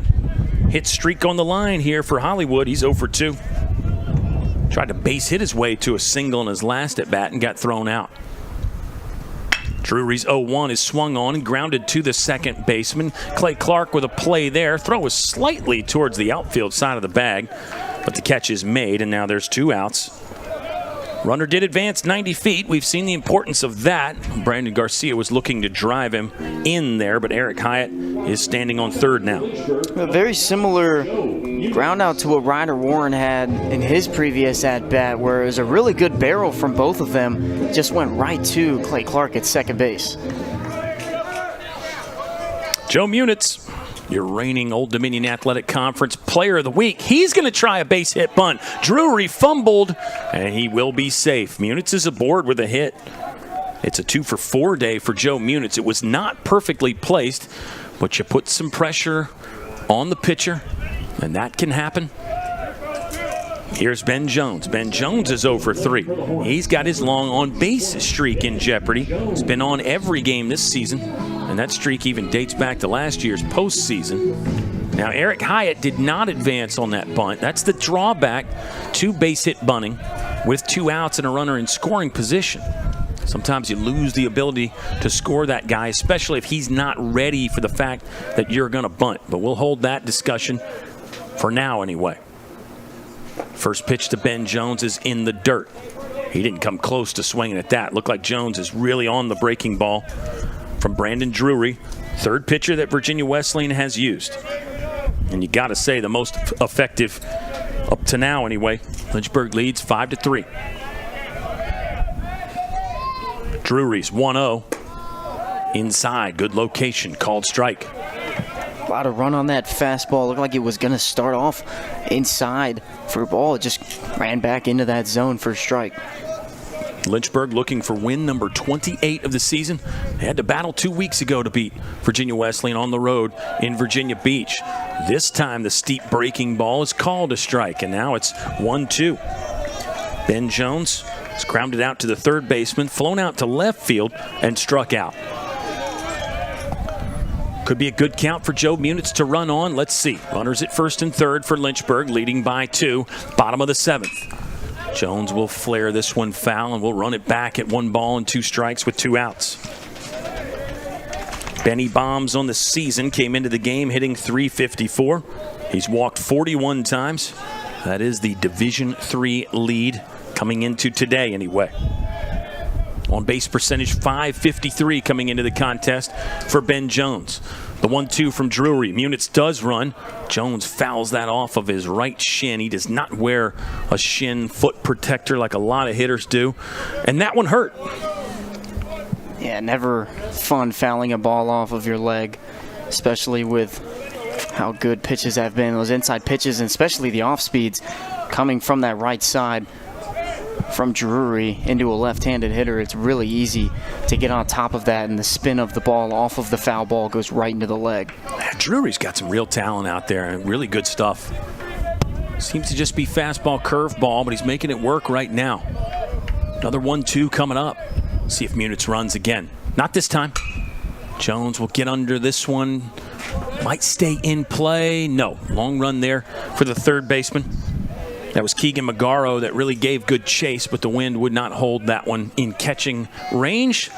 So we'll rerun the 1 and 2 one more time at least.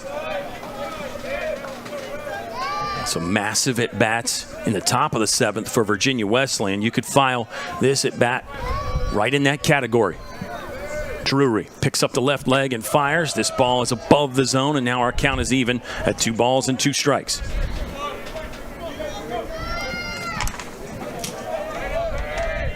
Ben Jones was a .330 hitter last year. That was good for 2nd on the ball club.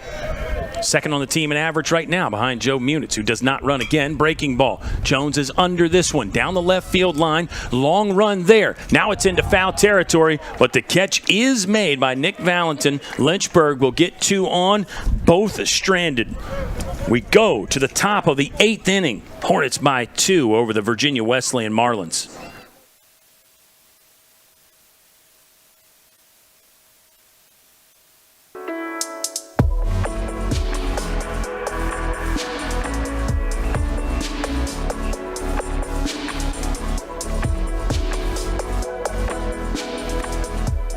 Today's a rough day.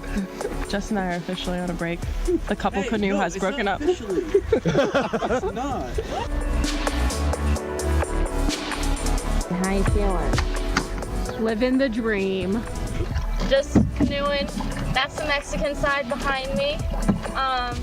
The U.S. is that way. So far, we're all still alive. I really want a peanut butter and jelly sandwich. Woo! We did it! Kind of.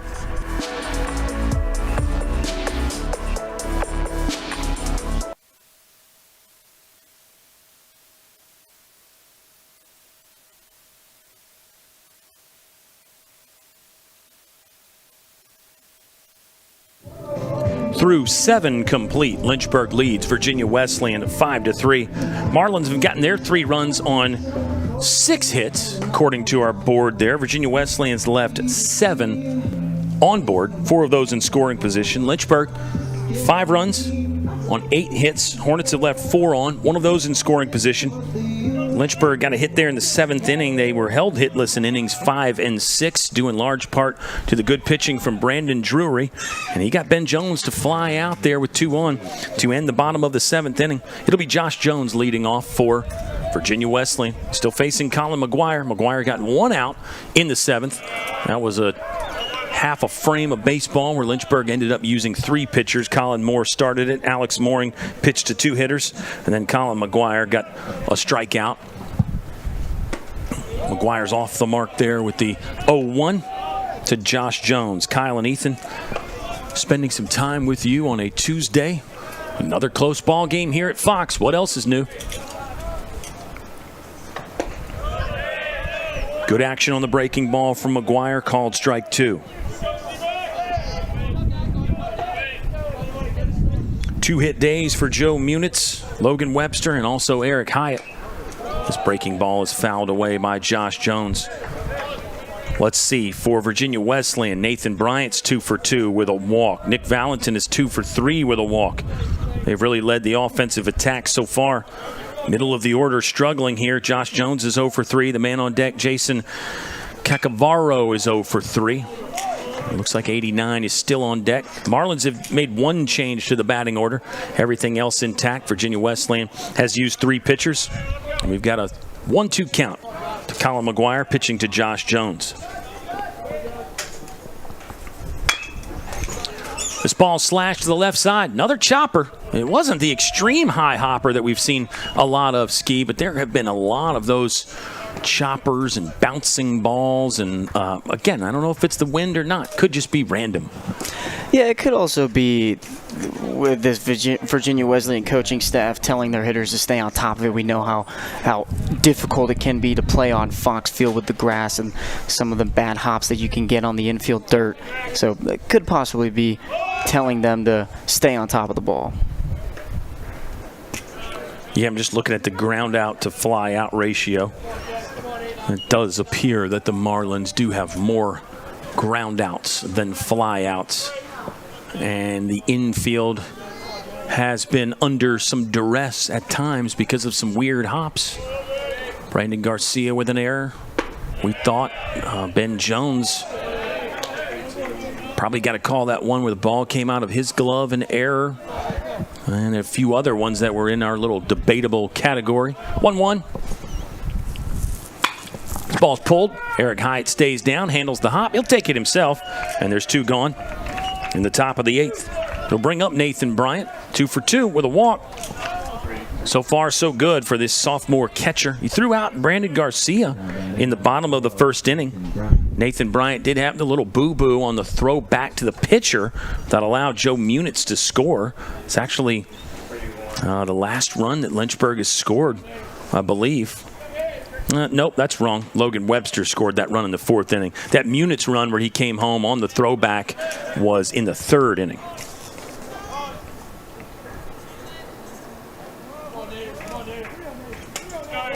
Bryant watches the first. Here comes the 1-0 from Colin McGuire. That one's also upstairs, neck high. McGuire needs to get down the slope, and he'll get a new baseball to try it. 2 balls, no strikes with 2 outs. Owen Matthews, shortstop, on deck. I think going back to that ground ball to Eric Hyatt, you really want to highlight how well his hitting has done lately, but I think his defense this year has taken a really great step forward in the right direction. Ball's hit well to the right center gap. Long run for Munitz. He will take flight. He couldn't come up with it.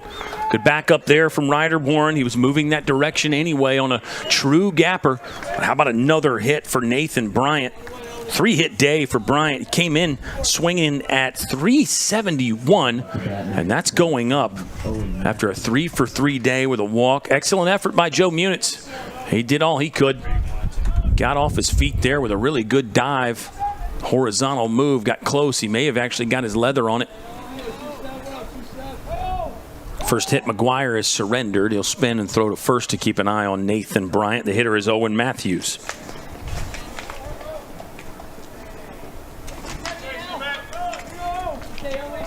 Owen Matthews is now 4 for 8 on the season. He came in at 4 for 5. This is just game 3 that he's played in. So a new guy, relatively anyway, in the lineup for the Marlins and playing shortstop.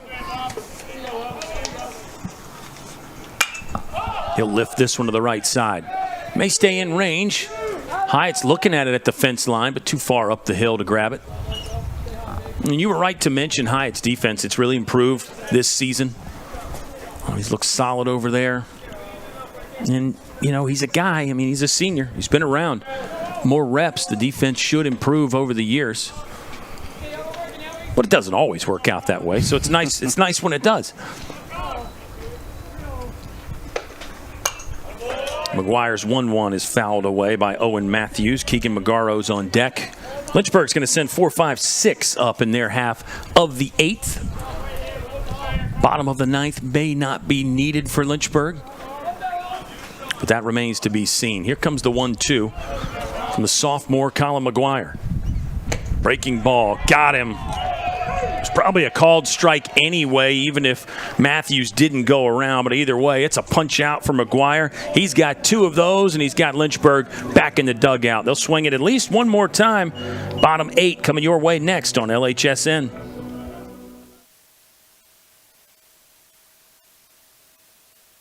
My name is Alexis Fabula. I major in criminology and I double minor in psychology and criminal forensics.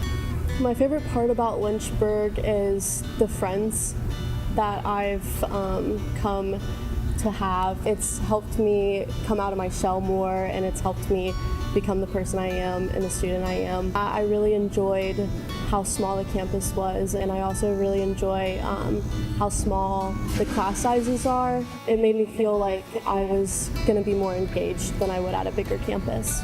If someone was on the fence of coming to the University of Lynchburg, I would definitely love to sit down and have a conversation with them, because I'm forever grateful that I made this choice.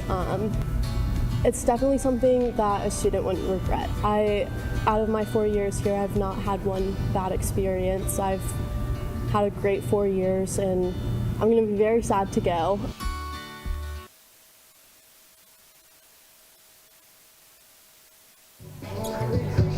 A fun day is approaching a conclusion here. Nothing decided yet. 5-3. Lynchburg on top by 2. Virginia Wesleyan showing some great fight. Marlins were in command for most of the game down in Virginia Beach 2 weeks ago. Lynchburg exploded for 4 in the top of the 9th. Late dramatics could be coming here, but we'll see. It's a new pitcher for Virginia Wesleyan. Ryan Cowell climbs the hill. Number 0 is 0-1 this year with 1 save. He's also made 1 start. This is appearance number 11. 9.42 is the earned run average for Ryan Cowell. He'll face the catcher, Sean Pokerock. Then you got Ryder Warren. Logan Webster due up 3rd in this bottom of the 8th inning. Lynchburg 27-5, 13-3 in conference, and undefeated at home. This is game 33 of 39 for the Hornets. And let's see how this one finishes before we start talking about tomorrow. But always a key non-conference game when Christopher Newport and Lynchburg connect. Hornets won on the road in Newport News last week. The first one from Cowell is too high. It's a 1-0 start to the catcher. Pokey's 0 for 3 in this ball game today, Ethan. He really had been heating up, a career .267 hitter. And on the career, Pokey's got 49 walks and 49 strikeouts. Yeah, I think what's helped Sean so much throughout his career here in the Hill City is the experience that he was able to have 2 years ago in that first World Series run, and he carried it over every single year, and it's just made him that much, not just that much of a better hitter, but also a better catcher. He's caught behind Holden Fiedler and Riley O'Donovan, 2 really great catchers for this program, especially Holden Fiedler, pretty much the defensive guru behind the plate. So he's had a ton of different people and opportunities that have helped him grow in this program. There's one that floated out of the hand from Cowell, and it's a 3-1 count to Sean Pokerock. Grounded out to the left side twice, short once, third once. Pokey flew out to right field. Defense normal depth. Shortstop kind of creeping in there. Owen Matthews playing maybe a little bit more shallow than a traditional setup would be. That one's up and in, and it's ball 4. Marlins pitchers have done a good job not walking too many Lynchburg hitters. Looks like that's just 3 in the ball game for Lynchburg. And we know they take a lot of walks, over 6 per game, 195 on the season coming into the game. So Virginia Wesleyan, they've at least executed that. They've pitched in the zone more often than most teams do to Lynchburg. Here's Ryder Warren. Single in his first at bat. He's grounded out to second and short thereafter. Pokey could be a threat to run at first. Runs well for a catcher. There's one that floated away. Good slide by Nathan Bryant to secure that one. 1-0 count to Ryder Warren.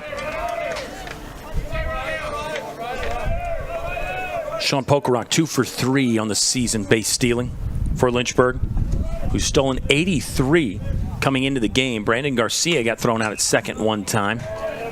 And we think Joe Munitz is going to get credit for a steal of home. I don't know. You know, you think about that play, if folks don't know. Ryder Warren was the hitter, actually, and the catcher caught the ball, and he was just going to casually throw it back to the mound off one knee, and it hit Ryder Warren's bat accidentally, but then it traveled up the third base line, and Munitz was ready, and he advanced home and made it pretty easily. Could that be considered an E2 maybe? Could it be an error on the catcher? I think it could be, but you also have to take into account that, and you talked about it when it first happened, is that Joe Munitz kept his eye on the ball. He recognized that he had a chance to take home plate too. So I think there's obviously multiple things that you have to take into account on a play like that. Warren's out in front of that, but manages to get decent aluminum to send it to medium right field, but the grab is made there for the first out in the bottom of the 8th inning. Kyle and Ethan hanging out with you. Lynchburg looking for some insurance, already on top by 2. Here's Logan Webster. Single and a double, and he's grounded out to the shortstop. Webster has scored a couple times as well. And it is Logan Webster, not to be confused with Logan Tapman. Although I think I'm the only one that confused him. But, you know, hey, if you can't laugh about it, you're taking yourself too seriously, right? Good pitch from Cowell there. That's called strike 1. Webster, 2 hits today, a single and a double. Scored both times he reached base. Looking to keep that momentum going in this 4th at-bat. Virginia Wesleyan, good save. Good save by Nathan Bryant. backhand dive there for the catcher. Cowell is one of 2 guys that has a save for Virginia Wesleyan. He and Zach Miller have 1 save apiece this season. And it's an 8-win campaign right now for Virginia Wesleyan. If you look at Lynchburg's bullpen, which we'll do in just 1 second after this 1-1 pitch, Webster got under that, popped it up, right side, over the Virginia Wesleyan dugout. It'll land on the dugout. Excellent shot right there by the camera. Shout out to our camera ops today. Ava Meinhardt landed spots, 2 outstanding volleyball players for Lynchburg. They're athletes. They get it. They claim they weren't baseball fans, but they figured it out okay. Well, I think Landon Spott's a little bit more of a baseball fan than Ava Meinhardt, with her father being the head coach of the Bridgewater baseball squad. Yeah, I don't know if we were supposed to say that or not. No, I'm kidding. I'm kidding. I think that's a known fact. As we get a short little mound visit here, Nathan Bryant will go out to talk to Ryan Cowell, his pitcher. I was talking about Lynchburg.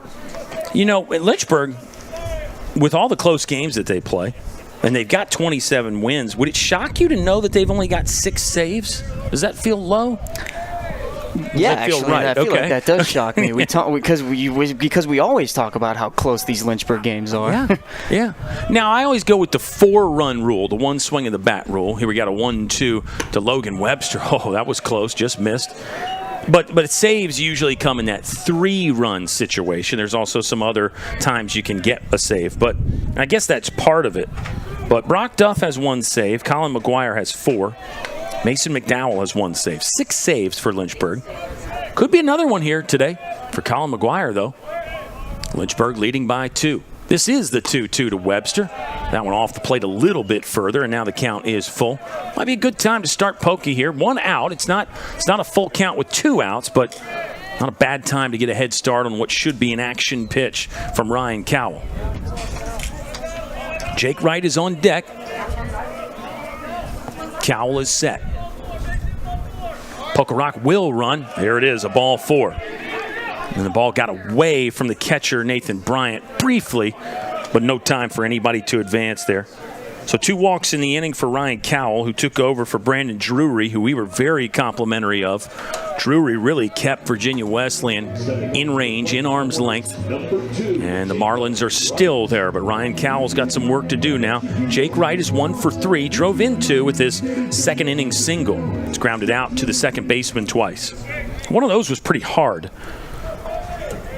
Lynchburg's made a couple hard outs today. I think the bats are performing a little bit better than 8 hits would show you. Wright swinging at the first one, and this ball's down. 1 run will come home. Jacob Wright taking a turn. Logan Webster's going to slide feet first into third. Lynchburg has gotten the insurance run. Hornets 6, Marlins 3 after Jake Wright drops one into right center field.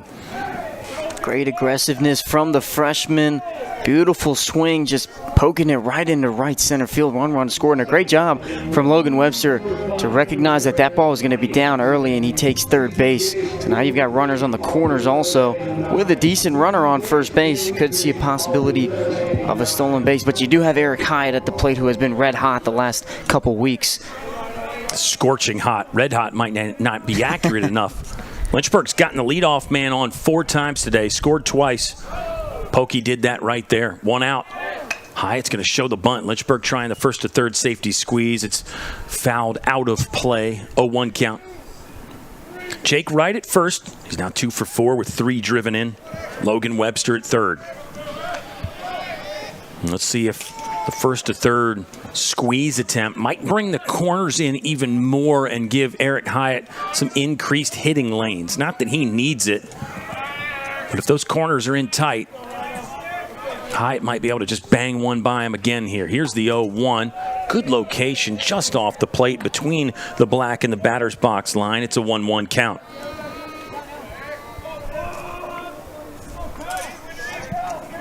Colin McGuire has faced 5, 2 strikeouts. He did surrender a single to the Marlin catcher, Nathan Bryant, who has to stay sharp here with runners at the corners.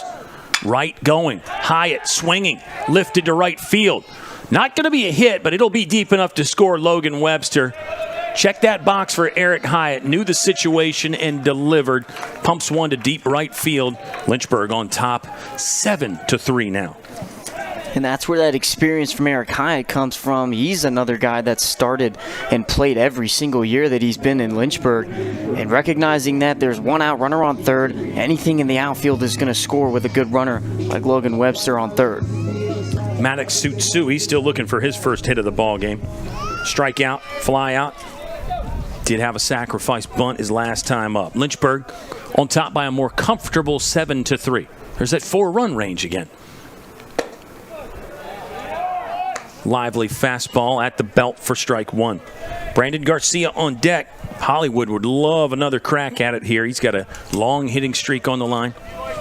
Not even sure he's aware of it, but he just always wants to get a hit anyway, right? Oh, absolutely.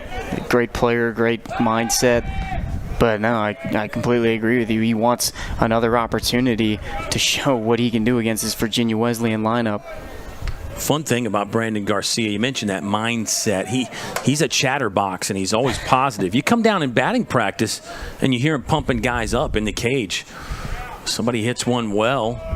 Brandon Garcia's out there fielding ground balls at shortstop, and he's bigging them up, letting them know they're doing great things. That's what you need. Not everybody's vocal like that. Not everybody can be like that. You need some balance there. You need some of those strong silent types, but got to love those guys like Brandon Garcia that aren't afraid to vocalize it out there. Well, that's why he's such a good captain on the squad, because everybody loves to hear from Brandon Garcia. He knows the game so well, too. Wright got a walking lead there. That's going to be no problem on the stolen base for Jake Wright. He was extending, trying to time up Ryan Cowell. You could tell that Cowell was slightly bothered before when he stepped back off the rubber. Runner in scoring position now for Maddox Tsutsui. We are in the bottom of the eighth. Lynchburg was on top 5-3, but they've added a couple insurance runs here. Snapper was close from Cowell, but called ball 2.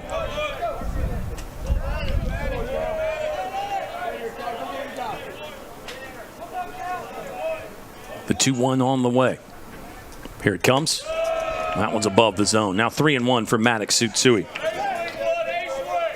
If Lynchburg could get it to kind of a blowout situation, I think they would consider maybe some other pitching options. But if the scoreline stays like it is, expect to see Colin McGuire back to the mound for the 9th inning. Here's the 3-1 from Cowell. That will be a called strike at the letters, and now the count is full with 2 outs and a runner on second.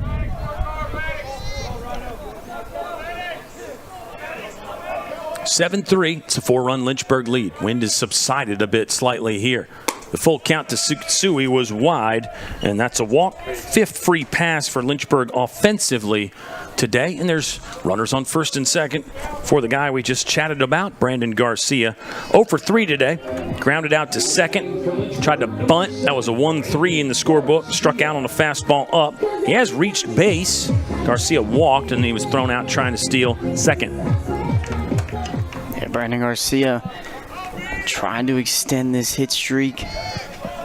But even though, no matter what the scoreline is for him today, he's going to have just the utmost confidence in that box every single at-bat.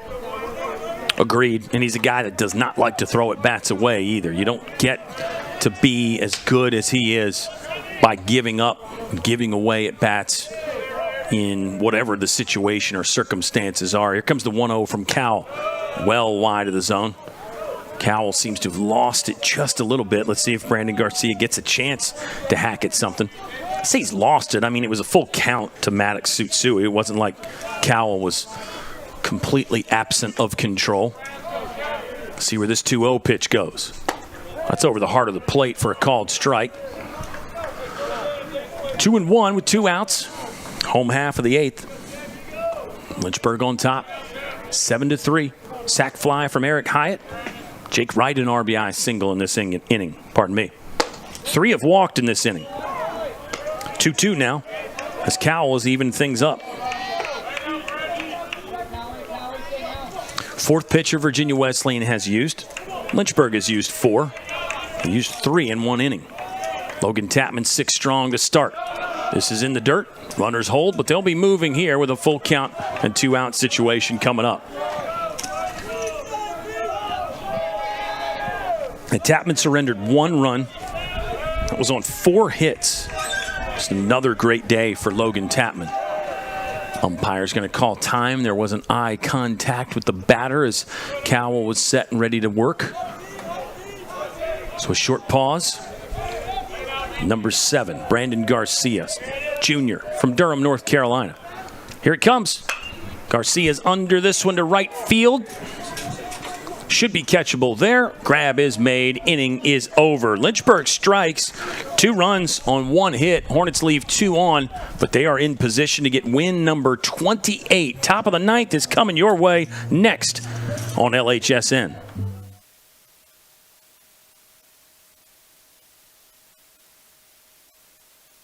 Want to have some outdoor adventures while getting a degree at the same time?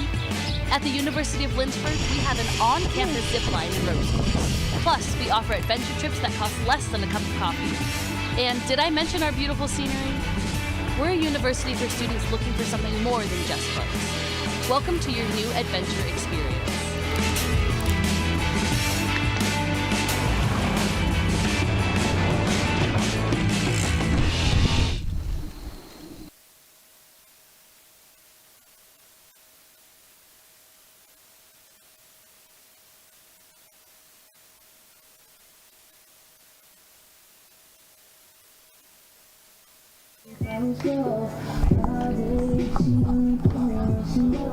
Last chance to dance for the Marlins of Virginia Wesleyan.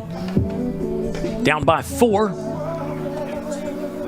If they should tie or take the lead, Lynchburg in the bottom of the 9th would have Joe Munitz leading off. But the Hornets obviously hope that isn't necessary.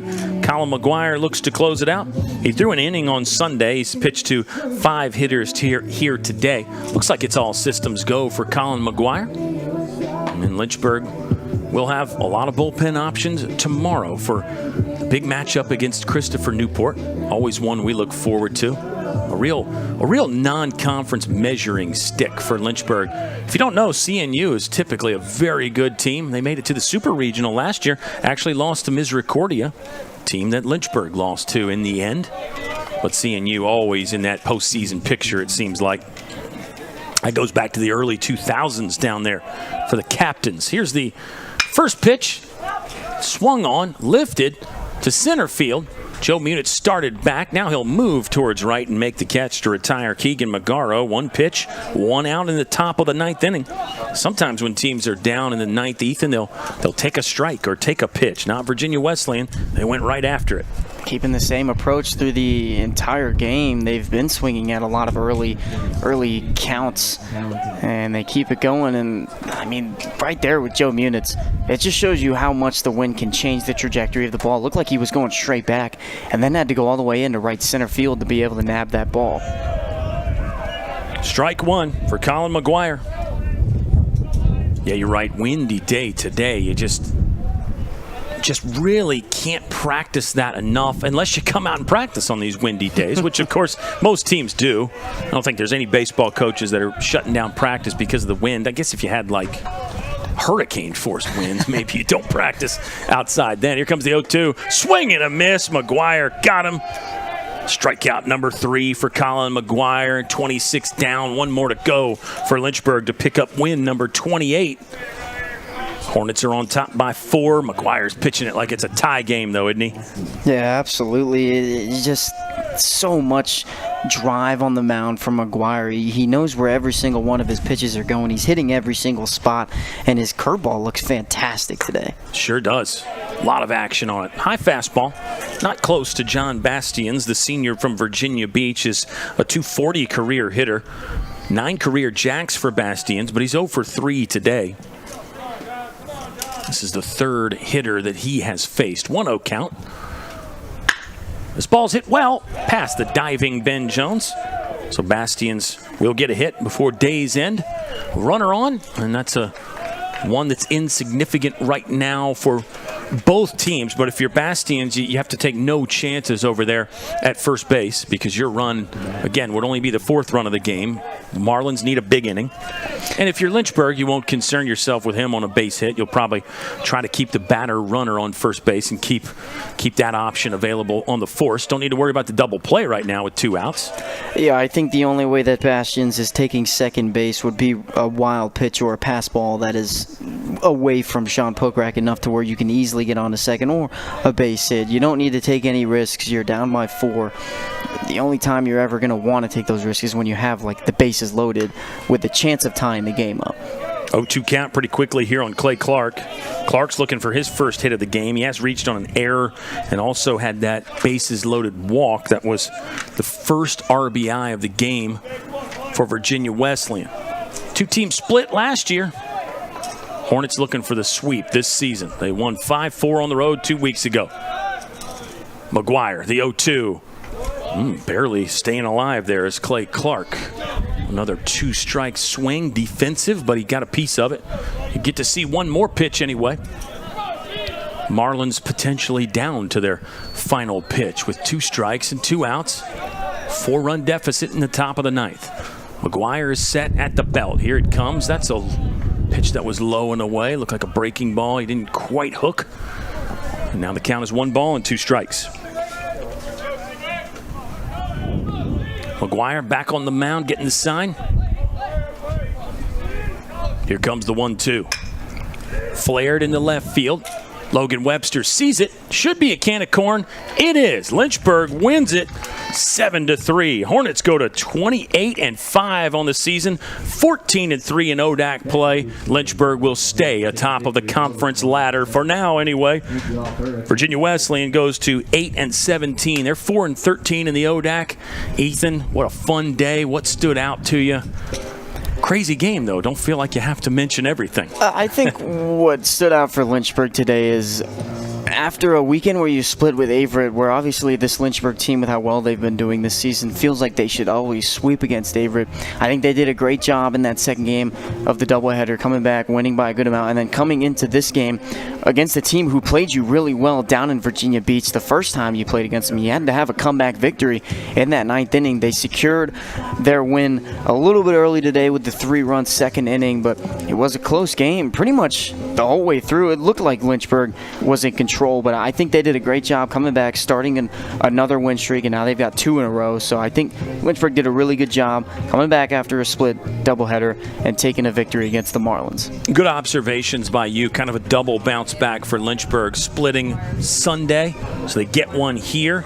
And a little better result than a couple weeks ago against Virginia Wesleyan. Another close one, though. The Hornets find a way to get it done. They surge and get a little bit of insurance there in the 8th. Don't discount how big those runs were.